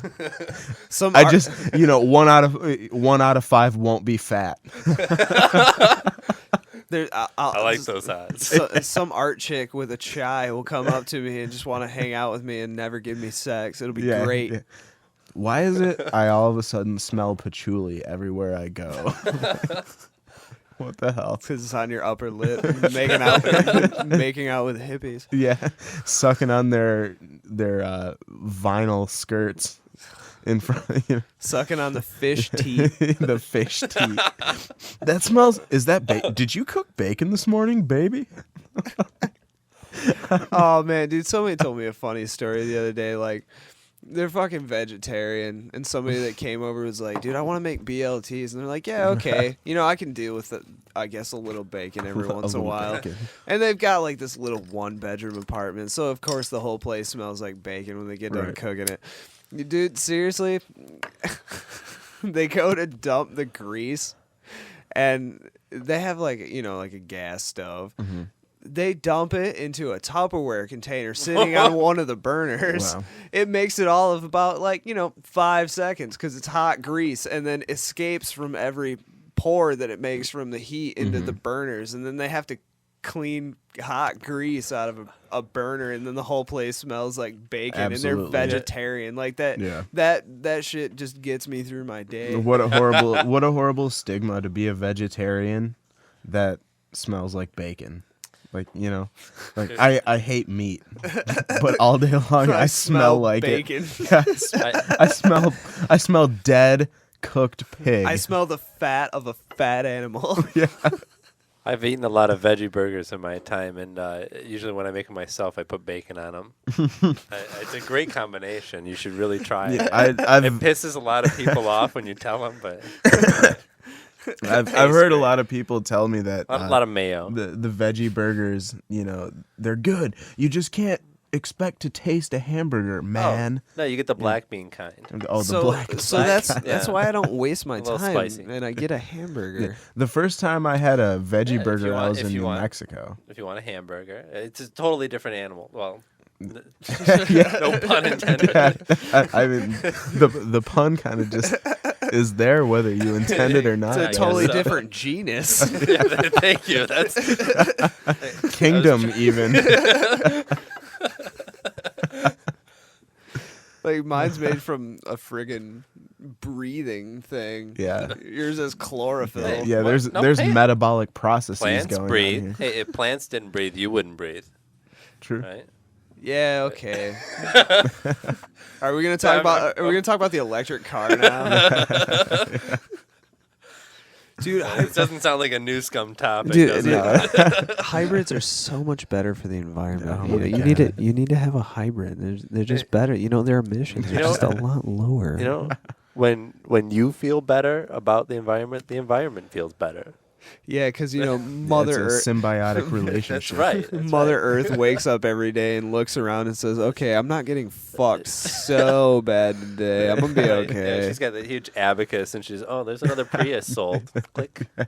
I'll give him a One for the good guys. Is this in base 5 or base 10 today? I can't decide. Depends on which nationality made it. Gotta love the abacus. which nationality? How we interpret the abacus is definitely You get defined by a nationality. Japanese That was car, it's gonna be in base 8, but you get a Chinese car, it's gonna be in like base 6 and metric. So I Base mean, 6 and metric. Right. you figure that shit out. I mean, I can understand 10 and clocks, but that's about where it ends. And I took like calculus and shit. Yeah, right. Yeah, I took. Think about clocks. I still find myself counting 1, 2, 3, 4, 5, 6, 7, 8, 9, 10, 11, 12, 1. Right.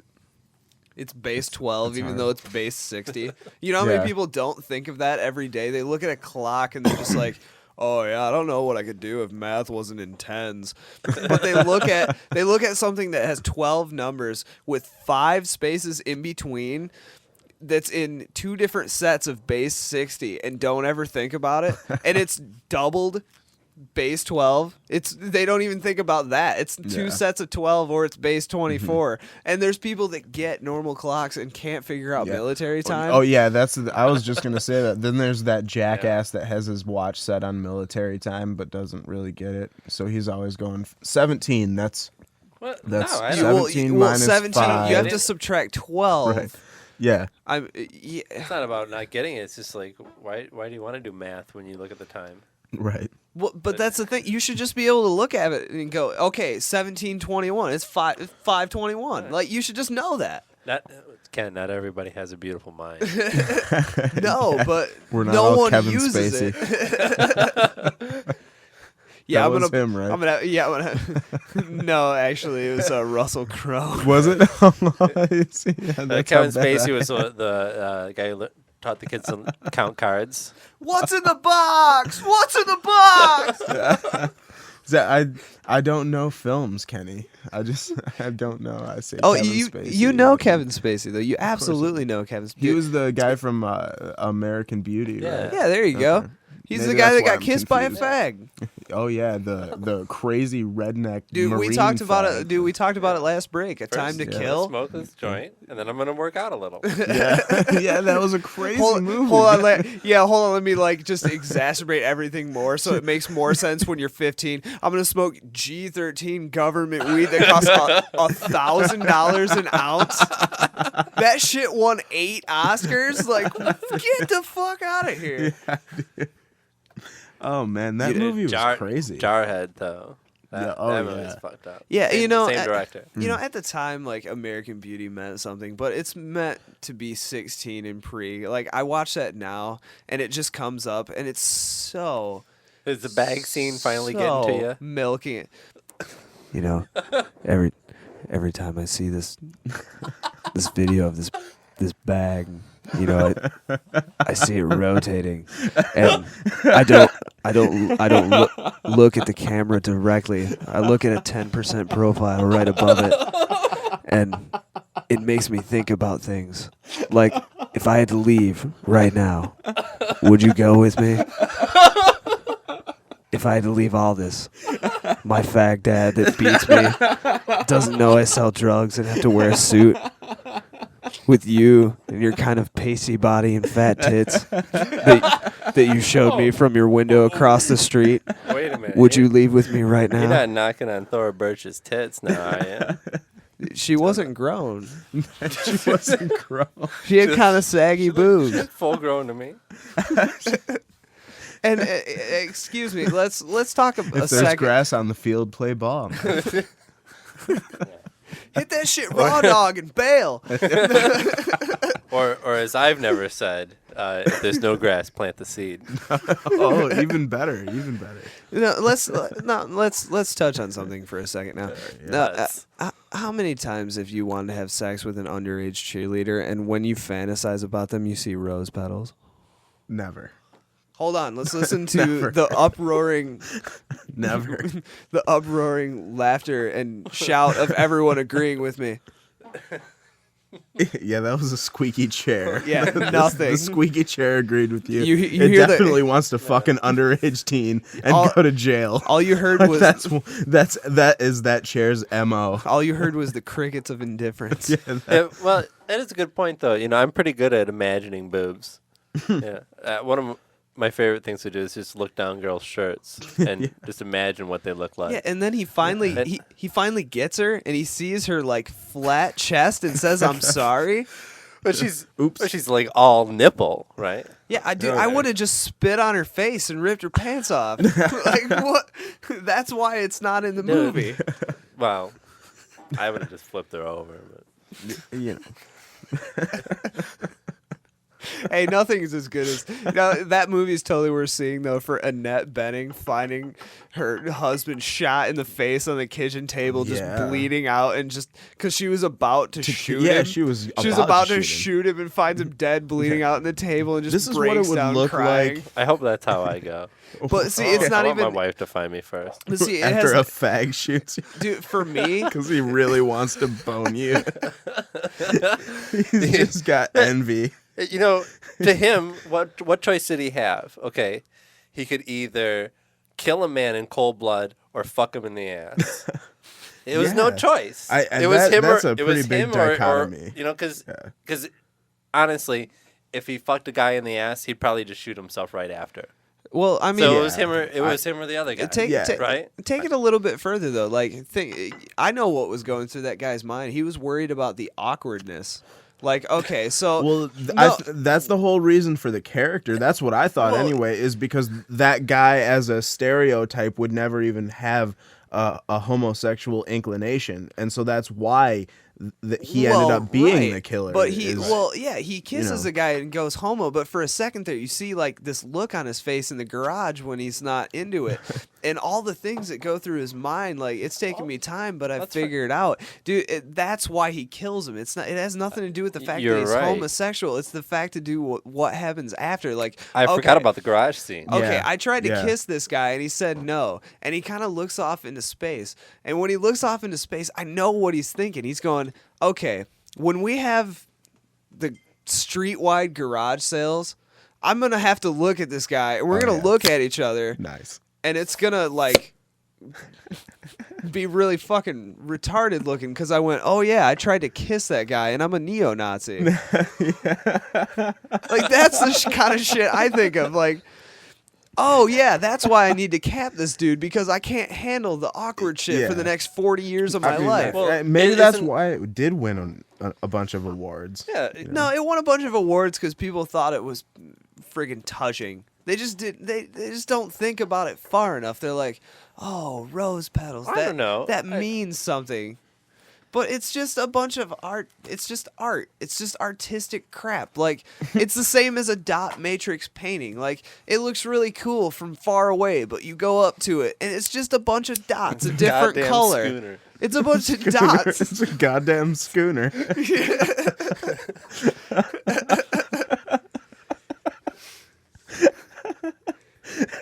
Is that from Mallrats? Yeah, he's looking at the painting, or not? He's looking at the. I don't know what the fuck would you call it. It's not a painting. He's looking at it all day, and the kid comes up and he's like, "It's a schooner." Like, you dumb bastard! It's not a schooner. It's a sailboat. You know, something I've been thinking about lately is nobody talks about the movie Clerks anymore. I remember watching Clerks in someone's apartment that I didn't know. Like, I was the only one who hated that movie. I Like for years. I didn't like it at first, but the more I thought about it, the better it got. Well, the second one's better. Yeah, especially if you work at a restaurant. Yeah, Especially if you're into Rosario Dawson's boobs. Oh yeah. The second one's only better though if you've seen And the painting first her one. toenails. Dude, Well, no. yeah. There was one thing that I said. Like, the movie came out. I remember it. The night that it came out, we had someone's handycam version of it. We're watching this film. We're not going to pay for it. Pirate We're poor. Bay, dude. Pirate Bay. Yeah, piratebay.org. Yeah. Piratebay.org. Yeah. Piratebay.org. I'll say it 3 times. You've all heard about it in the news because they got sued. They're going to be fine. Don't worry about it. Of course. Keep they will. downloading. Yeah. We all know Download this where to shit. go. Get it for free. Yes, it is for free. The new scum.webs.com. I mean, you can gladly give us money. We're not going to refuse it. But just download it for free. We don't give a shit. We don't care. We just want you to hear this. Yeah. I mean, isn't that the end goal? Yeah. I heard the word library in there, in that interchange at some point. Did I? Library? Did I? Well, if we're going to talk about like file sharing, Yes. yeah, it's a library. Let's That's do what it. I equate. That's what I equate it to. Yeah, I agree with that for sure. You know, Yeah, I've got a bunch of CDs, and they're all fucking scratch now because I was irresponsible. So I just download the music. I paid for it. I've got What all the fuck do shit I on care? vinyl, and I'm too lazy to convert it. Damn straight, man. Someone else did. You're gonna do it, and then you would have it, but now they have it, and you can just get it from them.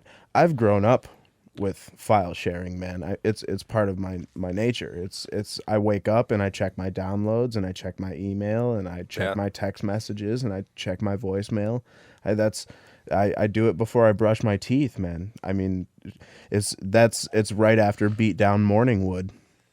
Like that's the next step is check email. What most people don't understand is that eventually the people decide the law. Law doesn't adapt as fast as people do. Right. And people who love music and people who love whatever form of art it is that they put out there that people end up sharing for free, they'll eventually figure out a way to get compensated so that they can live. Absolutely. We're just in a we're in a transitionary period. There, how about that? Yeah, you're absolutely right.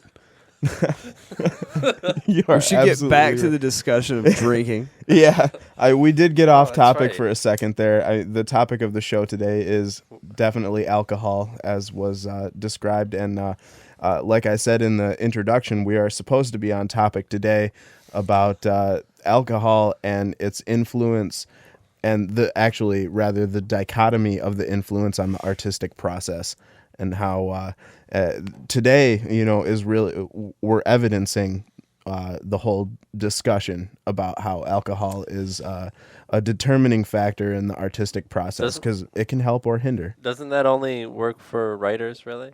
I mean, I think am I the only writer in the room right now? No, because that's that's a relative term. You can't say writer and expect keyboard.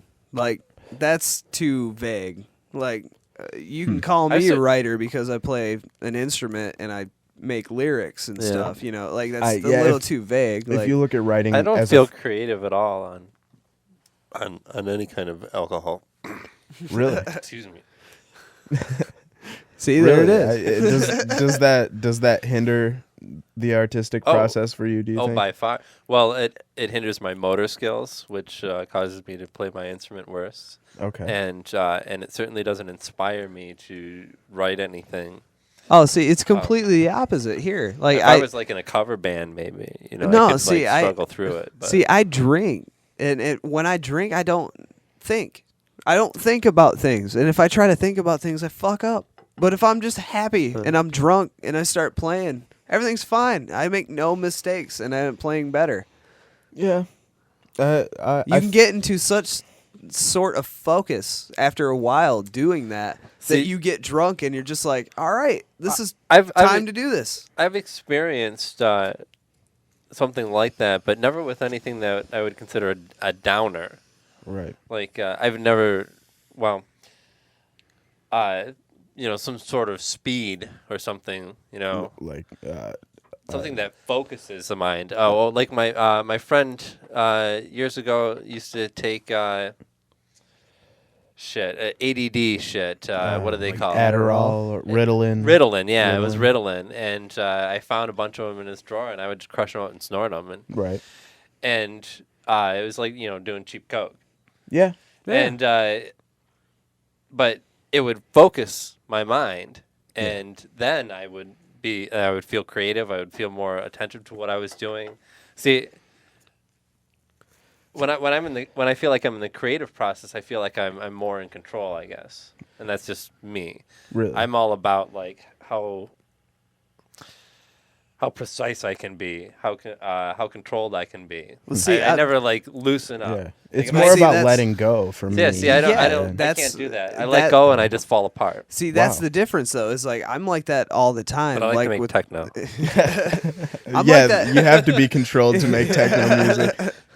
See, I'm like that all the time, though, with the precision thing. So I've already got the precision down pat. So that's what the difference is. Is like I already know that I'm going to be precise. So I need something that's gonna fuck me up a little bit, so I relax and I stop worrying that I'm gonna fuck up. Because when I worry about it, I actually do make mistakes. But if I'm drunk, I'm just like, dude, this is awesome. Let's do something, and then everything's fine. It's almost like having separate channels of like RAM in your brain. Like you learn to separate the two activities. Yeah, I need to allocate. You have a dual core processor. You devote one side to like the actual mechanics, and the other side to just like. I need to allocate so I can hyper-thread. What happens when you get quad core going? Right. I mean, well, really, you made the two sides of your brain work together. Then when you're doing that, which is what I failed to do. You know, when I get drunk, the one side takes over that just doesn't know how to play the instrument anymore. You don't have to tell me that. Try playing the keyboard line while you're playing the bass line of Tom Sawyer. Try that shit for a while and then sing on top of it and work your feet. Dude, you work all your brain because you're not thinking about anything. It's well documented, man, that alcohol definitely reduces your coordination a little bit. You know. Oh yeah, absolutely. But I'm still a great driver. Oh yeah, absolutely. You can drive. No, we definitely touched on that earlier. Can we touch on that some more? Yeah. You got a drunk driving story. Bring it on. Oh yeah. Well, I was just gonna pose the question like, what have we hit with our cars when we're drunk? Like shopping carts. I've hit a lot of things while I was drunk. I mean, I've always played it off as, you know, I got hit in the grocery store parking lot at 3 a.m. my favorites. That's what the insurance company knows. I wasn't very drunk. I was drunk enough to just, you know, kind of want to do something stupid. And after seeing Pulp Fiction and then drinking a 40, or no, I think we snuck the 40 in with us. Yeah. So this was around the release date, like around Christmas. I think it might have been like. Actually Christmas night, not Christmas Eve, but Christmas night. Like the theatrical release? Right, yeah. So we went to see Pulp Fiction, and then afterwards, I don't know, the movie got us so worked up, we were like trying to run over the shopping carts and push them into the dividers and shit, and the cops pulled up, and what the fuck are you doing? I think you just took a piss in the sink outside the New Scum Studios.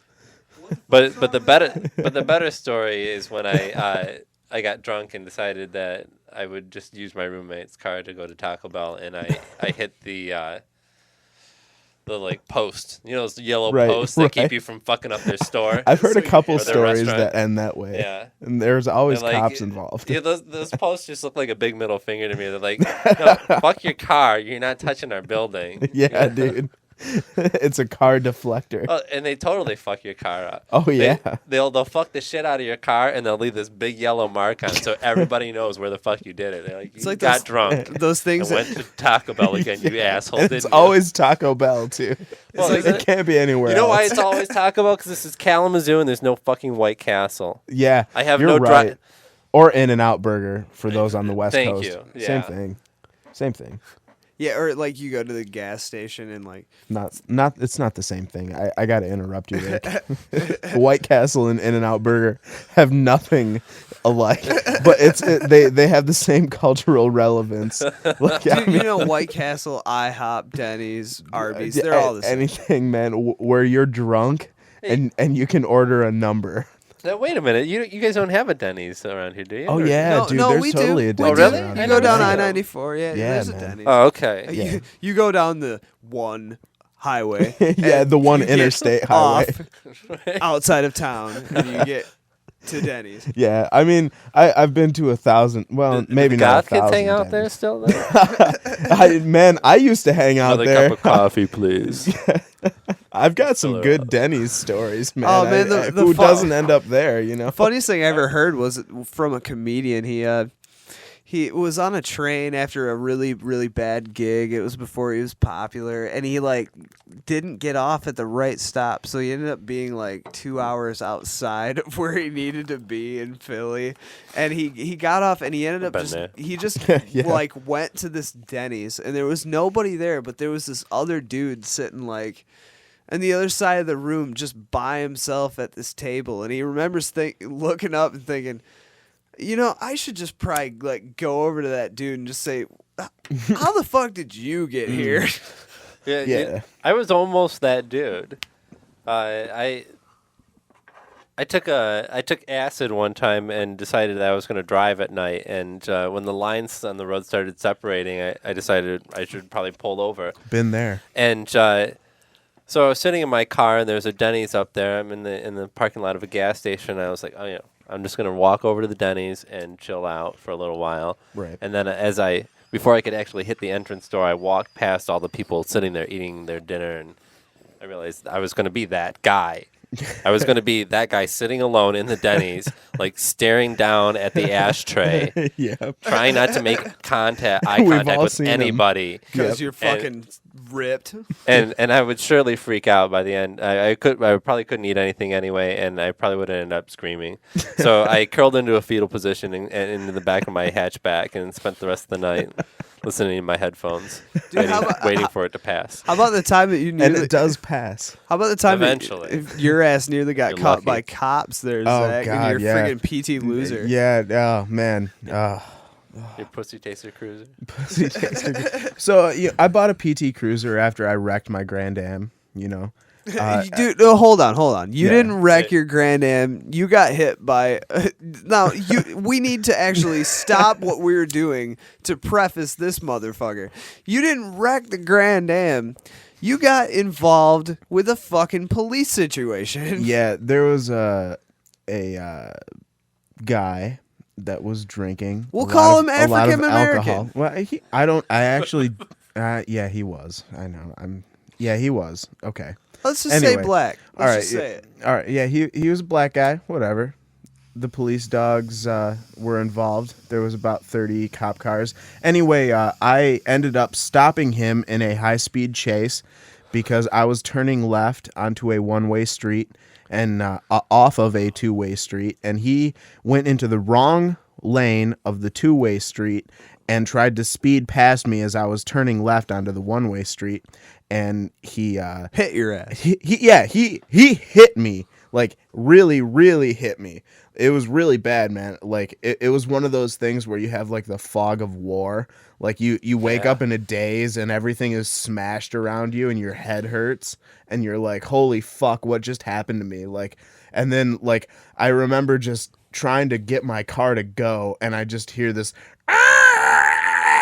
of my rim, just grinding against not only the street but the insides of my car. The wheel well. Yeah.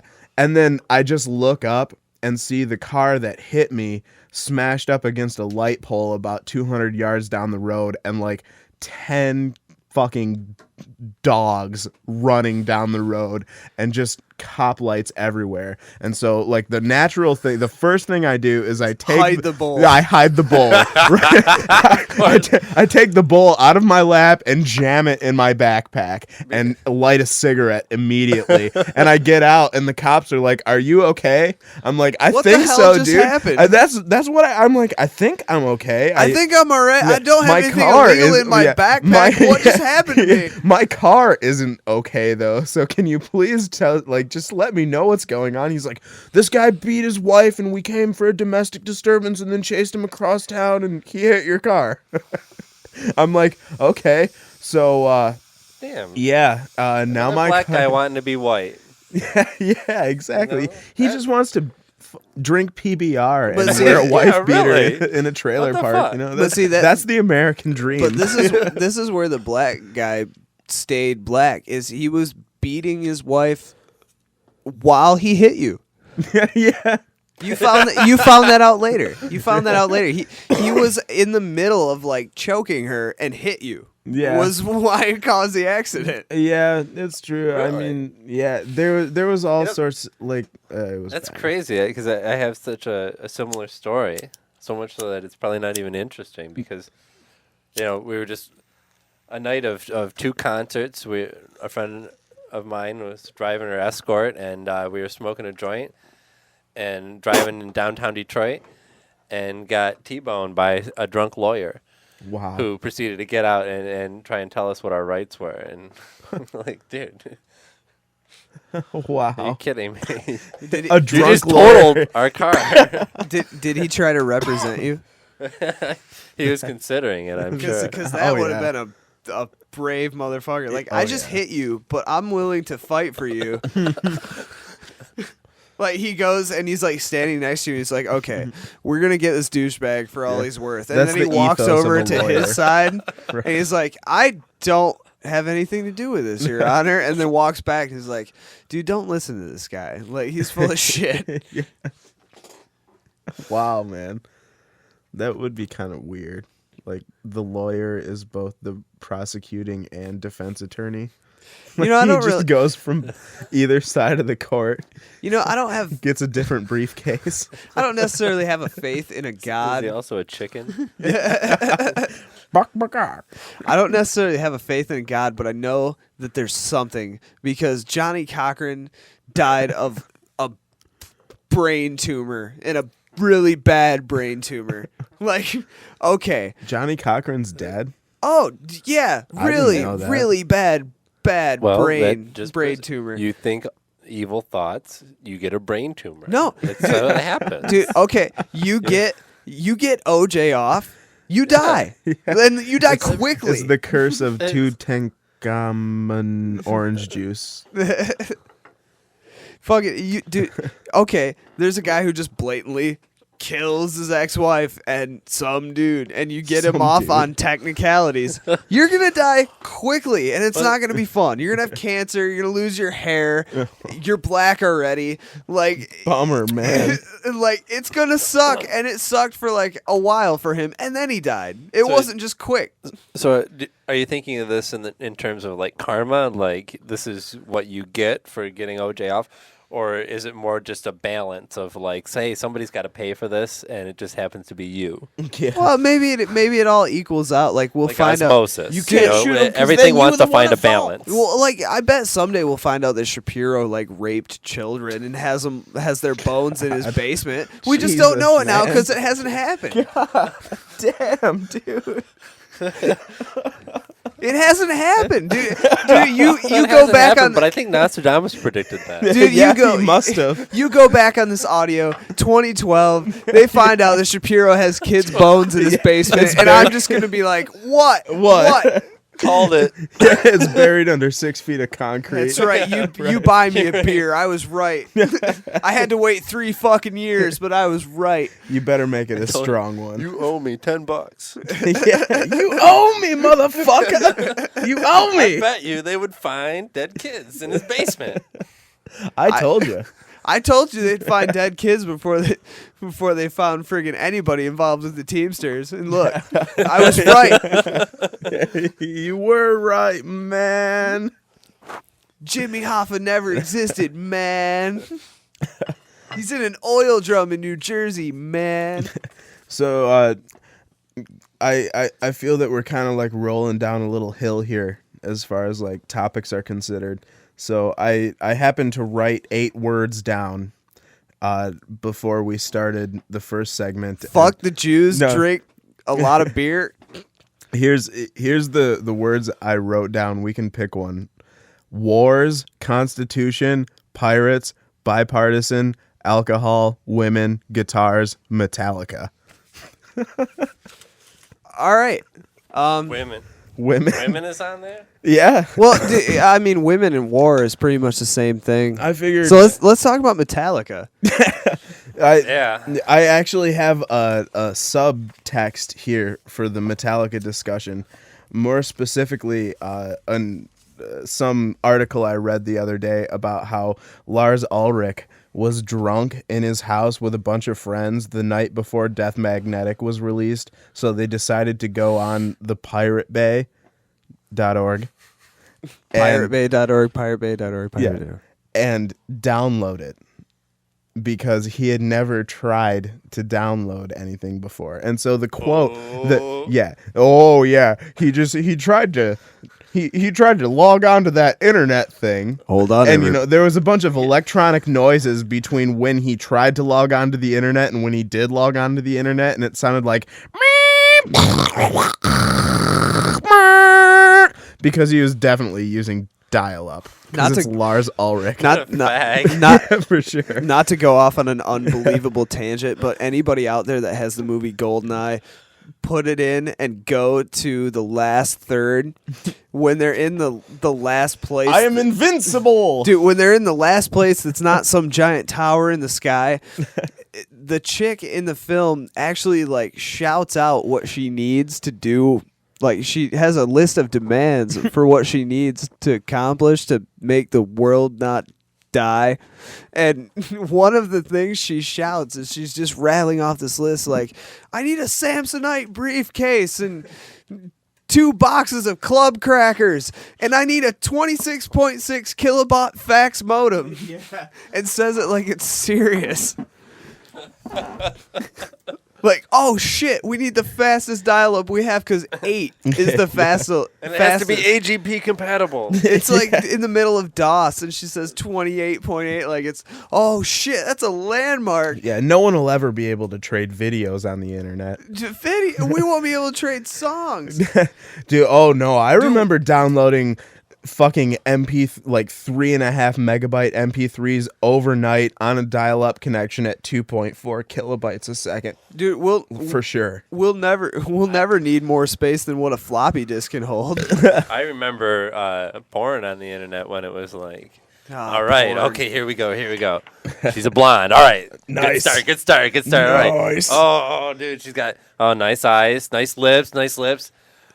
Oh, stretch marks. Saggy tits. Stretch All right, marks. start over again. Go back. Yeah.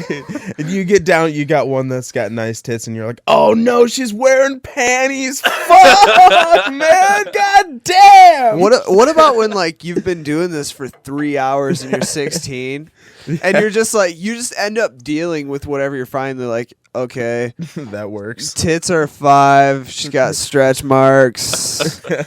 Clit's kind of a dick. She has kneecaps. I'm gonna try another one. You're like, okay, tits are 9. She has a penis. She has kneecaps. Yeah. Did either of you guys ever trade porn on MIRC or NAIRC client? Oh man, like the little servers, like the C-based servers that had C commands. Like, dude, everyone's done like everything LS, with porn. and They like- just don't admit it. Like you tell all the noobs like /quit. Like you just type that, and that's how you get the good porn. And some dumb bath, it just comes up. It's like, want sex 69 has quit IRC, like, or whatever the command is. I can't remember off the top of my head. The only one that ever made me laugh was there was a message board that I used to go to, and the only noob joke that they would do is you couldn't, when you'd post a topic, it would always come up the same way. Like if it was all caps, yeah, it would come up like that, but there would be no augment to the font, there'd be no underline, italics, bold, that kind of shit. Right. Well, the noob joke, because when you wanted to have something bold or italicized in your text, you'd have to actually enter in, like arrow B arrow with the crap at the end. So what you do is you tell them like, yeah, dude, just make your text, and in the subject line just put, if you want to underline, just put that crap at the beginning, and it'll do that. And then like you'd go to the main page, and it would have like arrow U arrow, their subject line arrow U dash arrow, and everybody would just go into it and be like, dude, you're fucking retarded. Yeah. No, dude, I remember being in like AOL chat rooms like way back at the beginning, and you just tell someone, oh, if you want your text to be bold, you just hit Alt F4. That's what It's you just do. like Just hit Alt F4. Yeah, and obviously for any Windows user, Alt F4 is the keyboard command to make a window close. So AOL just destroys itself immediately. You hit Alt F4 and it just goes away. And they're like, Goodbye. What the fuck just happened? No, it doesn't even say goodbye, dude. It just closes. It's like, yeah, see ya. You see your desktop, Fuck it. and you're just like, oh, Windows needs a reboot now. Windows 95. I'm gonna have to listen to that noise from my phone again. I hope my parents don't wake up. Yeah. God damn, man. Yeah. Oh God. For those unlucky enough that the modem didn't go through the fucking speakers or the external out. With no volume control. Yeah. You couldn't do shit about sweet it. Christ. I looked online for weeks on how to do that, and it was like the most complicated computer process ever. I had to like reverse engineer the modem to turn the speaker down in it or whatever. Right. Like, I wasn't that fucking smart back then. Yeah. You just like put your arms around it, hugged it to try to muffle the sound, and prayed to fucking God your parents didn't wake up because you're just like, I want to check my mail and talk to the couple people that are up and like look at porn while I'm talking to them. Dad comes down in his boxer shorts. He's like, "You better turn off the internet tonight, son. It's time to go to bed. You know, Early to bed, early to rise. You know, it's getting late." Yeah, it's the weekend. Yeah, it's Saturday. Way to make a passive aggressive statement, Dad. It's getting late. Does that mean it's too late for me to be up, Dad? You were up taking a piss because you're drunk and you saw the light on. Unless it's my dad, because he definitely was never drunk ever, and he was just crazy. So, I mean, any little noise downstairs would wake him up, and he would come down and just stand in the door frame of my bedroom and just wait for me to turn around and actually see him so that he could observe and listen to whatever it was I was doing down there that woke him up. See, mine was different, though, because, like, my dad left before I even knew, and my mom dropped me off at summer camp, and she said, "See you later, forever." And just left me there. And I mean, I never knew my dad, and I just don't know where my mom went. I mean, I don't know why I do these things. I don't know why I steal. What am I gonna do with this? I mean, look at this thing. What am I gonna do with it? I mean, I got a cup full of champagne. It's like there's a bunch of circles and crap on it that looks like it should be a sculpture, and it says how much volume's in it, just in case I didn't know. Like, oh, I'm gonna try to put 18 ounces into this motherfucker and spill 6 onto my lap. Oh, thanks for letting me know there, buddy. So it's flat at the top at 12 ounces. Like, why must everything mock me? I just want to be, but everything mocks my existence. There's religion everywhere I go. There's churches and things and staring at me with messages on boards that have little letters. Like, where are you today? You have God in your life? I'm like, no, but I'm fine.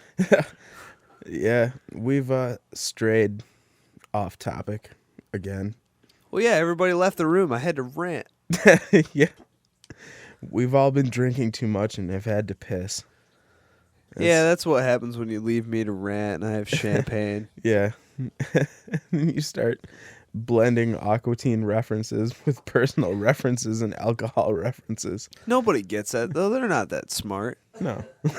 I mean, I don't know. Does anyone here know what RSS means? Means really sweet server. Yeah. It means, oh, I can download this podcast. Oh, yeah. I don't even have to, like, look for something. It lets me know. Man, when I actually got our the new Scum podcast online and official and ready to be distributed widely, I actually was in Fourth Coast, the local coffee shop down the street, and I just stood up and I said, "I am all that is XML." and some kid across the room just goes, "Ha!" It was awesome. Hold on, let me go to a bastion of place where people can't even, like, subside in the world of Warcraft. We have to go sit and breathe in other people's cigarette smoke and drink crappy coffee and look at the internet with free Wi-Fi. Oh, no, I didn't even drink coffee, man. I was drinking Coke. I'm the guy that walks into the coffee shop and goes, "Can I get a Coke?" That's me, man. That's me. Dude, give me an Italian soda quickly. I thought getting dressed to get on the internet was like defeating the whole point. The whole point of the internet is how much shit you can do in your underwear. Yeah. Listen, kid, you got a brilliant face for radio. A brilliant face for radio. And the sexual prowess for the internet. Yeah. I am stepping into the shoes of a great man. President Dwayne, Herbert, Mountain Dew, Elizondo, Herbert Camacho.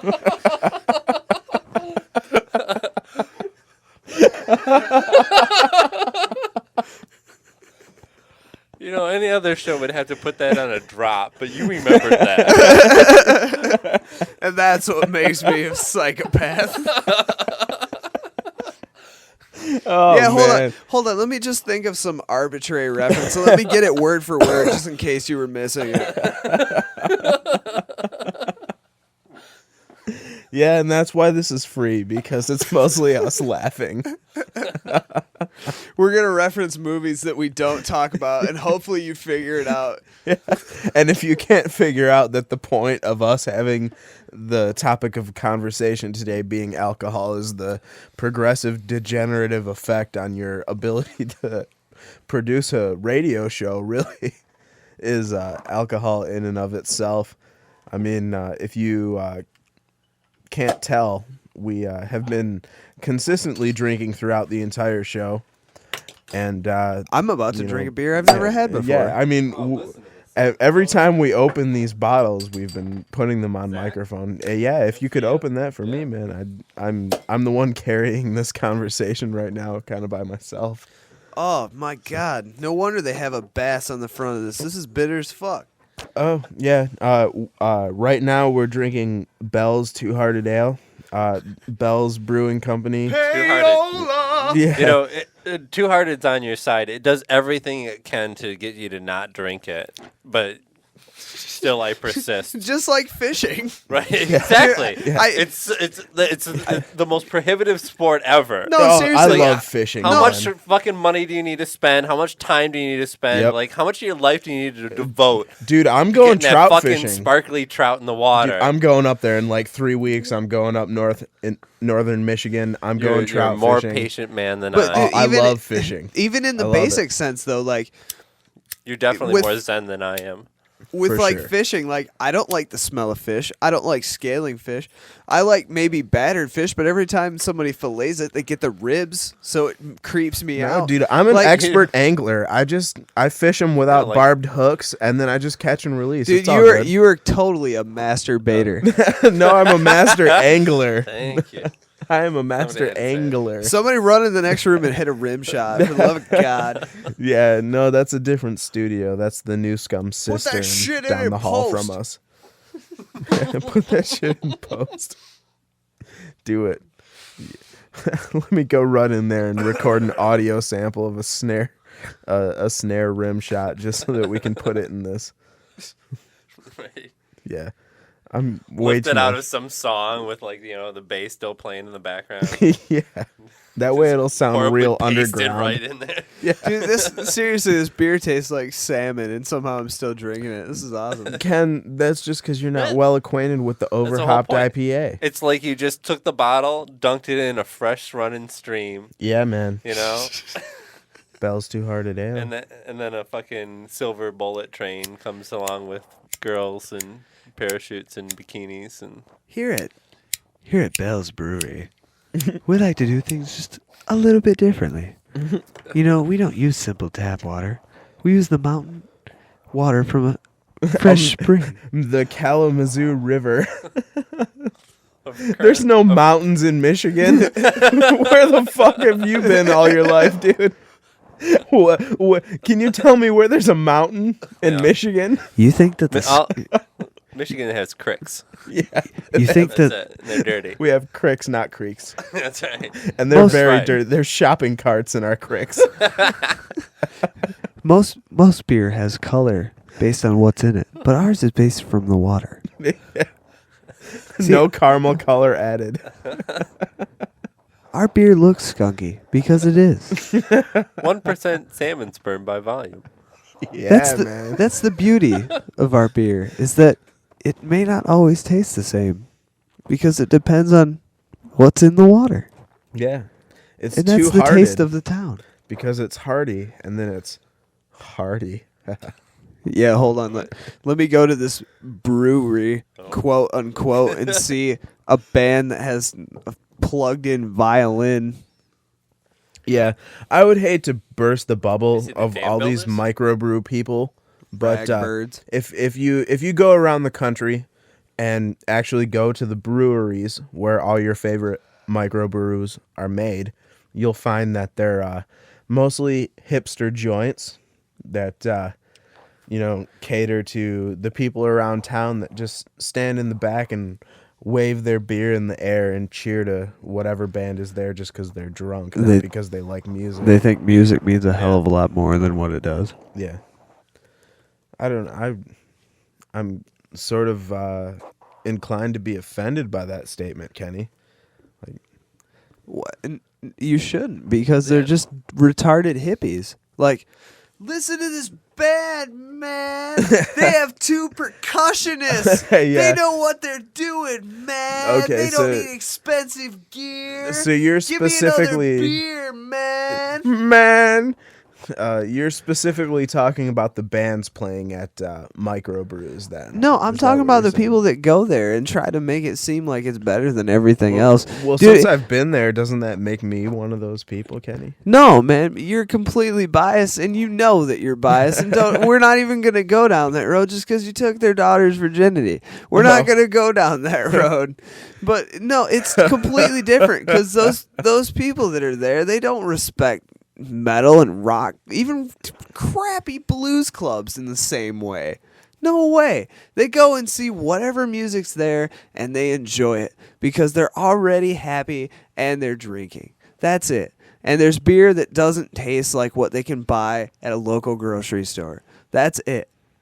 They see shit they haven't seen before, and they taste crap they haven't tasted before. That's it, and that's where it stops. That's why. That's why I don't go there. That's why I hate those people. That's why the Detroit rock and roll scene is thriving so much. Is because there's so many people that are willing to just like, hey, I'm drunk, and they're actually up there playing instruments. That's cool, and that's enough for them. Mm-hmm.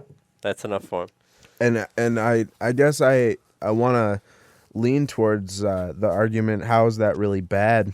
You know, I mean, people are still out seeing live music and you're right, drinking local it's brews. not bad. If one person makes another person enjoy themselves through playing an instrument, how can you can't really crap on that? But I mean, No, there's political implications here, it's man. it's not bad, but those same people will down on what else is going on. And Yeah. that's what the problem arises. It's like they can go to some crappy brewery and see some hippie jam band, but they don't understand when there's some dive bar that has a really good local metal band. They just don't get it, and they don't see it in the same way. But it's the same fucking thing. But isn't that a sort of snobbery? I mean, I admit to myself and anyone else that I'm a snob when it comes to music, big time. Any musician is really a music snob. And what a snob means to me is somebody who's like, well, you don't get it as much as I do. Right. You don't delve into this scene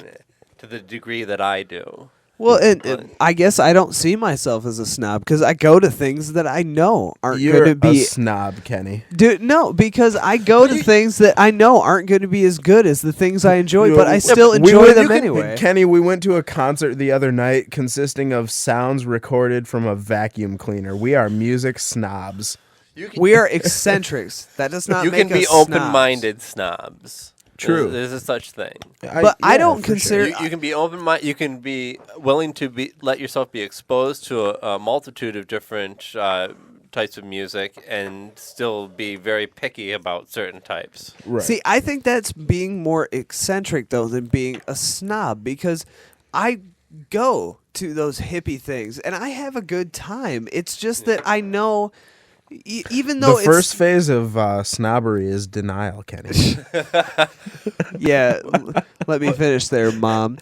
I go to these things and I know full well it's not the type of music or genre that I enjoy, but I still have fun because of the atmosphere. But being a snob would not being able to be appreciative of that. You know, when I'm there, I know that it's not as good as what I'm used to in being at a metal club per se, because it's not what I'm into, but I still enjoy it. Right. Yeah, but I mean, I can go. I can appreciate a lot of different rock bands, and there's a lot of bands actually that I appreciate as a live band. Like Man or Astro Man is a band that's great live, but I would never buy one of their albums. I would find it boring to listen to recorded. Dude, Weezer can pull off a track per album that you're like, hey, you know, I might like this band. And you see them live, and it really pisses you off because they stand there and they run through their music. I love how a random guy on the green chair, like, just names some crazy indie band I've never heard of. And then the best repartee you have is Weezer. Yeah, that's because I hate Weezer. And I just want to I'm revealing my age. I just want to make it known that the most disappointing thing I've ever seen was Weezer live. I'll keep repeating it if you didn't hear it, but I was there, man. I was there you at were, the same show. Dude, there is no show that both openers should blow your fucking ass out of the water. And Tenacious D and Jimmy Eat World wasted their fucking asses. And they had confetti and a rising fucking drum stage and shit. And they still couldn't be better I saw than that same tour in Detroit. And really? Yeah, I totally agree with you. Yeah. Yeah, at the Cobo Hall. It was at Wing Stadium for us. Dude, for Christ's sake, Tenacious D covered System of a Down. Yeah, that was really funny. Yeah. They covered Chop Suey, the most random track ever. Weezer gets on stage and it might as well have been cardboard cutouts with a backtrack and lights. Okay. Hey, look at us. We look like Buddy Holly. We're running through our songs. You don't care a fucking bit. Not to be a one-upper, but I guarantee you I've seen more boring shows because my background comes considerably from techno and shoegazer, which is, if it's before any of your guys' time, it consists mostly of people playing their guitars turned all the way up just so they get as much feedback as possible, and then they stare down at the ground with the hair in their face, and that's the consistency of the show. It's everything that happens. Sounds like fun, man. Yeah. We hate our parents. You can't hear what we're saying. Yeah. It kind of reminds me of Freaky Outie. Freaky Outie! Freaky Outie! Freaky Outie! Freaky Outie! I think we got something with this one, guys. Yeah, for sure. Come on, Mom. You know you want to do it. Stop! Stop! Just stop! God, that's awful. Just stop! I dumped something over. That was brilliant. Thank God that shit's not going. Holy shit. Fucking champagne wishes and caviar dreams just knocked over the hookah. Yeah. Made that shit breakdance. Hey, man, you know, these Egyptian hookahs, they're made well. You know, I think probably one of those coals are still going, but that's why we have this free rug from my landlord. Yeah. I mean, we even referenced that earlier. Yeah. We're going to have fucking burns in this shit, and I'm watching it right now. Is that your sponsor? Yeah, I'm going to find the smoke, Yeah. and I'm going to laugh about it. By. Yeah, the free rug was supported by our next door neighbor, a.k.a. our landlord, the ex-strip club owner with the bull horns on his house. That guy's cool as fuck. Yeah, Best landlord. Dude, I've had some cool landlords. Wait, did he own the cow pow? I don't know. We haven't asked him yet. Yeah. Oh. He's really cool, dude. But Dude, we're kind of scared of him. The best thing ever, though, is you can only really do this if you have a mic to sound like this guy, but he has a really strange way of talking, and he has a couple dogs, and they're really nice. They're not like shit dick, you know, crappy Rottweilers or pit bulls or anything. They're just crappy greyhounds. But he doesn't like them when they jump on people or, you know, they're not behaving. And they would like kind of jump on my lap because they didn't know me. And he'd be right in the middle of a sentence, and he always just sounds when he talks like he's off microphone, even though that there's not one in the middle of life. Like one of his newer dogs would jump up on me and just go, "Get the hell down off him!" And I would laugh for like 2 weeks about it. It's such an accurate portrayal of the guy's voice. Like that's really what he sounds like. I mean, Ken's He's doing got like an a built-in on-point job. bullhorn. Yeah, it's really crazy. The guy's insane. Oh, you owed me $30? I don't even know you're good with the math. He also used to be like a negotiator. Yeah. No, dude, nothing's as good as the dog thing though. I laughed for probably months about that. Get the hell off him! Get the hell down! He's got a natural EQ curve, like for radio frequencies. He'll look right at you, but the volume drops. He'll yell, but the volume's the same. The only thing the guy ever says to me is, "They gave you a day off." We were Sounds like one of my customers. The first I see him admire. the first nice night of this year so far, we're standing outside and we were with our buddy of ours that we mentioned earlier, Seth. I was gonna say, Jesus Christ, dude, do I have to give you a better lighter? My lighter's dying.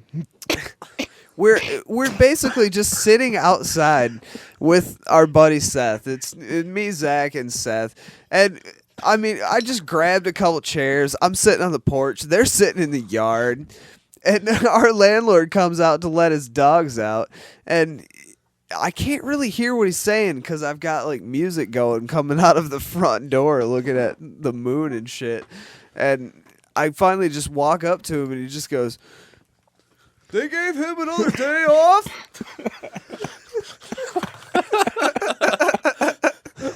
That's all the guy ever has to say about me, man. I work all the time. I mean, our house is right in front of a park, and he told me straight up, he's like, "Yeah, you can see the top of the hill from the house right here. It's surprising what you can actually see. I've actually seen a lot of kids having sex up there. If there's people like throwing bottles and stuff, don't hesitate to call the cops. I don't care. I've done it all the time. But I've seen a lot of good stuff up there."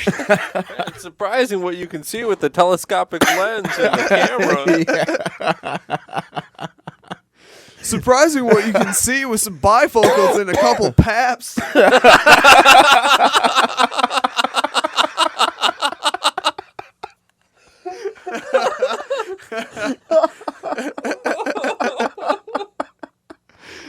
That's where I take a drink of my beer. Yeah.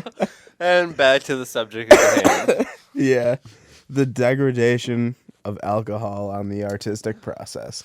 The answer to and cause of all of life's problems. Yeah. Oh, I'm man. sorry. If it hadn't been said in the first part, I figured it had to be said at some point. Don't worry, Bender. There is no two. Oh, I haven't showered in a week and a half. Oh, man. I've made it a hell of a lot longer. Yeah, I've made it longer too, but Ken usually that demonstrating his dog whistle. I have less hair, though. You have odor soakers. odor soakers in the form of like 2,000 per square inch body hairs. Dude, you have like patches on your back that look like the remnants of wings. I know it, man. It looks like somebody cut your wings off and it's the scarring. The first time I looked at my back in two mirrors, I was just like, I would never fuck me. God damn, can you just imagine putting your fucking hands on that and being like, there's hair, there's no hair. This patchy crap is just really disgusting me. I'm gonna go home. It looks like you wussed out halfway through the waxing job. Exactly, yeah. I can't take it anymore. That's how I grow a beard. I have a little alleys. You're trying to tuck yourself between your legs. Oh. Oh, never fuck me. Oh.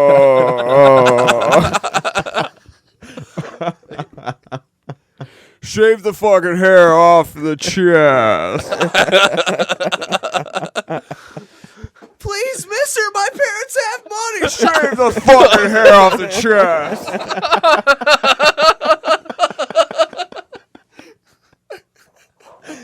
Oh yeah, man. Shaving my chest just doesn't work because you shave it and then you get ingrown hairs. Nothing shaved works. No. I shaved my legs Nothing. once. Why the fuck did you ever do that? You know, I asked myself the same question about Was it 3 in the days later. 80s? No, that was in the 90s. Were you watching the Birdcage? One must have a little flair.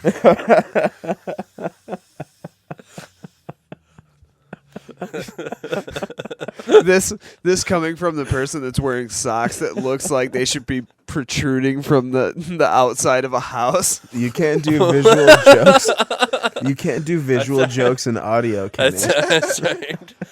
Don't they get it? Because it's like the witch from Wizard of Oz. Striped. You got to read through it, boy. See? Freaking co-host is about as sharp as a sack of wet mice. Luckily, I keep these radio bits numbered for just such an occasion. It's a goddamn shame I ran out of cigarettes just now, Kenny.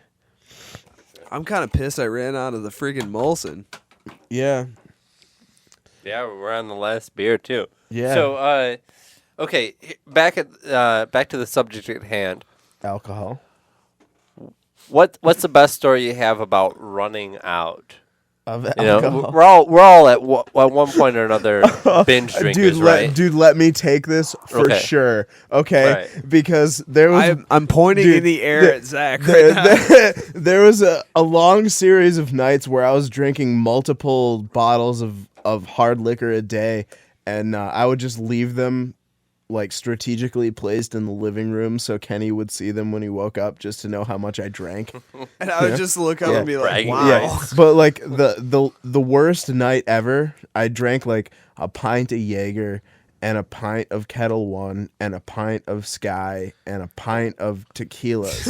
Like there was just bottles. Jeez. Like I had multiple bottles. Patron, I think Yeah, it was. so it was, dude. There was a bunch of bottles of liquor.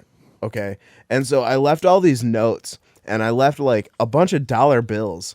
I don't know, like I was paying my debts to society or something. You were giving Yeah. you were giving me money for cleaning the house. Actually, Oh, okay. was what you were So- leaving it okay, for. I And, don't like even being know. a crappy roommate. You were leaving me dollar bills for being a crappy roommate. Yeah, and for like puking all over everything. You know, I think we were talking about puking earlier too. I like, you know, I just puke all the time because I just drink and drink and drink and then I puke. You know, and that's kind of the way That's the it cycle. goes. It is the cycle. You know? Cycle of life. Well, of course it is. You know, and so you know, I had just been drinking just all night, probably on a 2 or 3 day binge at that point in time, and you know, I just left all these little notes like. You know, all like the crappy shit that was going on in my life. I'm just like, yeah, this is for the 12-hour shift I worked tonight and the 2/5 I drank.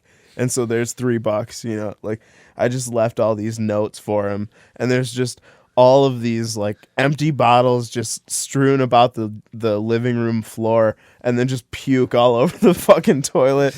And I'm just like assed out in my bed. And do you know what Yeah. like totally happened? Like what I did on my side? I don't remember much of that Dude, fucking winter. No, seriously, like this is what and this is what exactly you wanted to have happen for sure on my side. Dude, I picked up every dollar bill. I was broke. I bought lunch that day because of that. I cleaned up everything so that when you got up, it didn't look like the fucking Holocaust, and that's why you paid me. That was the whole point of everything is you paid me because you know that like I'd wake up and I got 20 minutes before I go to work, but 8 minutes of that I'm gonna take care of the debauchery of the night before.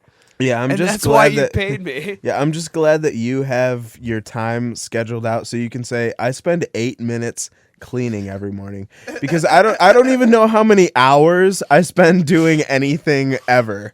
You know, I don't keep track of time like that. I just do the things that I do and then all of a sudden I'm 24 years old and I'm sitting in my basement drinking beer and talking with two people that I didn't know fucking 10 years ago. You know? But that's why you and me are different though, because you're a writer with words. Your world is about words. Mine is math. So, like, I get up, I see the time exactly on my atomic clock. Okay, 7:21. I got to be at work at 8. It takes me 7 minutes to get there. I've got 39 minutes to do stuff. It takes me 21 minutes to get ready. That leaves me 8 minutes to clean. Fuck that. And 4 minutes to eat. Screw that. Yeah, my morning is broken down in a play-by-play, same way. No, dude, I'm like such a dude, alcoholic bar manager, right? So like I wake up at like 3 or 4 in the afternoon, and then I work until anywhere from 2 a.m. to 6 a.m. Dude, depending on what day of the week it is. The only thing you hope for is that you wake up and that it's a day that ends with Y. Yeah, dude. I mean, I just hope that I wake up and it's not the fucking apocalypse. You know, like, I'm just like, oh shit, I woke up and now I have to get through another day. I better get some more beer. Like, and then when it's like day before payday, you're like, oh man, I've got like quarters, so I have to get a 40. You know, so you try to stay up as late as you can and then just chug the 40 as fast as you can. Dude, so you can get that. as drunk as possible Dude, before you go to sleep. I envy you, because until I worked retail, I never woke up and said, oh, fuck, it's Saturday. Dude, in the middle, That sucks. You know, Wow. doesn't it? I have no Saturday, man. dude, in the middle of our last show, we went and returned cans to get beer, Yeah, and then ended up making it better. yeah. It's I mean, what true. the fuck's that say? Yeah. Oh, hey, we're broke, but we do have $18 in Yeah, cans. you know, it wasn't actually my alarm clock that woke me up today. It was the local energy company calling to tell me that my shut-off notice was about to take effect.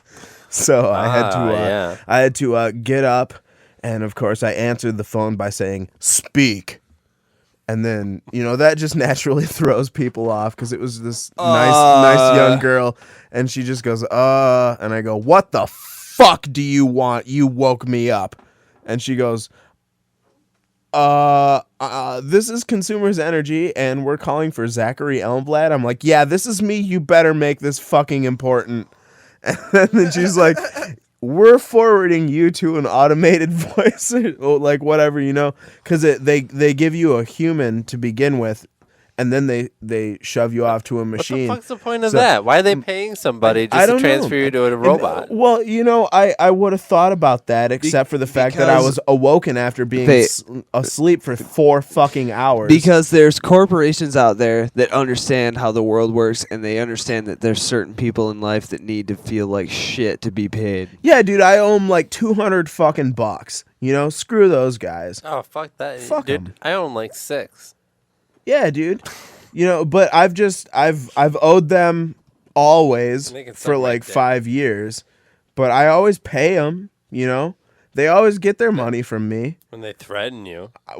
Well, yeah, they threaten me and I pay them. I mean, I understand how this Like, works. Dude, there's no one. Listen, bitch, you like being warm? Dude, there's Okay. no one as good as Patrice O'Neill in this type of situation. And I learned it from him listening to his situations and stories telling about bill collectors.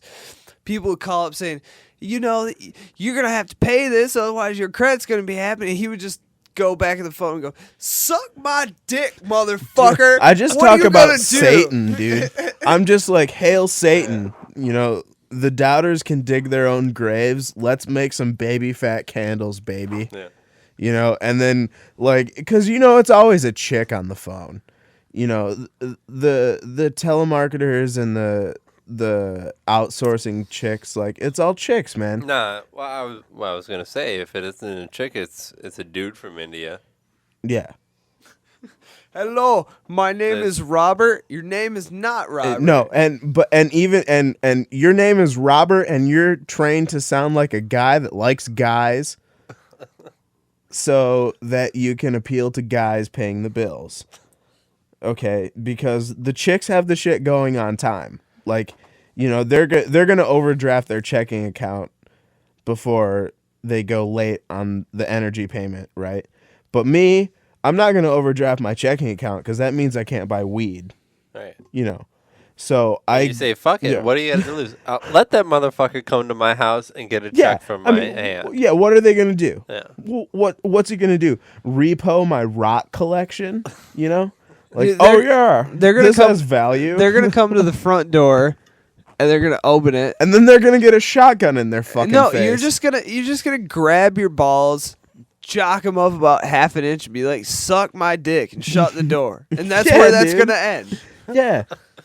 And then I'll give them their money and they'll shut the fuck up. And then I'll move to another house and then they'll give me more electricity. Dude, I even asked the other day at my phone company. I said, I probably know the answer to this question, but I just want to ask it just to be sure.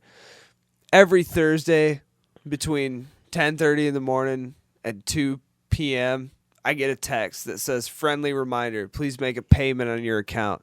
Wow. It doesn't matter if I'm approaching my limit for spending or if I have $100 credit, because both things have come up. The same text gets sent to me. Wow. I get a text and I think it's important, but not on Thursday. And that's because of my phone provider. And what does that say? Oh, okay. On Thursdays, my texts aren't important. I hope someone doesn't die and they can't call me and they text me, because I'll think it's a friendly reminder from 4646.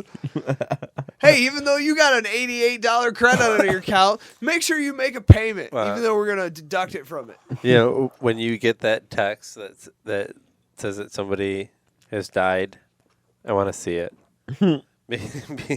Yeah, dude. The first time that you show me a text that said someone died because they didn't bother to call you, they texted you. Like, I want to know who it was first, because if it was a family member, that just says so much more. Like, right. It's like what level relationship would you be with the person? Yeah. Where it was a text. Like, dude, so-and-so just like hung himself in his basement nude with a boner in his hand. With a boner in his hand, man. Hey, that's the way to go out, is with a boner in your hand, dude. That's a pride statement right I'm there. still kind of Check this fucking thing out, man. Fucking Michael I got a Hutchins, there's horse a real cock. man. Yeah, dude. Horse cock. See it, bitch? I'm still You kind went of out like a true rock and roll star. Fuck that passing out on overdosing on heroin in a bathtub. Yeah, dude. Horse dick in one hand and Jack Daniels in the other. It's not more than 5, but it's like a Coke can. Jesus Christ. There were only 3, but some shit's like it that wide. Man. Okay. I think we've reached Wait, the who's the guy holding the peppermill? Oh. oh wow, the peppermill. Oh, wow. They don't care about length. Look, it's like a spaghetti strand. Oh man, we're drunk. You're listening to the new Scum Fix. Yeah, I think this is the point where like our faces start to go numb, and this is where we should probably end this sort of thing. Yeah, My we've hand's reached. going numb. We're quickly approaching the 3-hour mark. Your It's time to go. hand's broken. Fuck your hand. Your hand has nothing to do with nerve this. damage. Can we get a toast to that? Toast to nerve damage. I'll toast to that. Amen. Mm.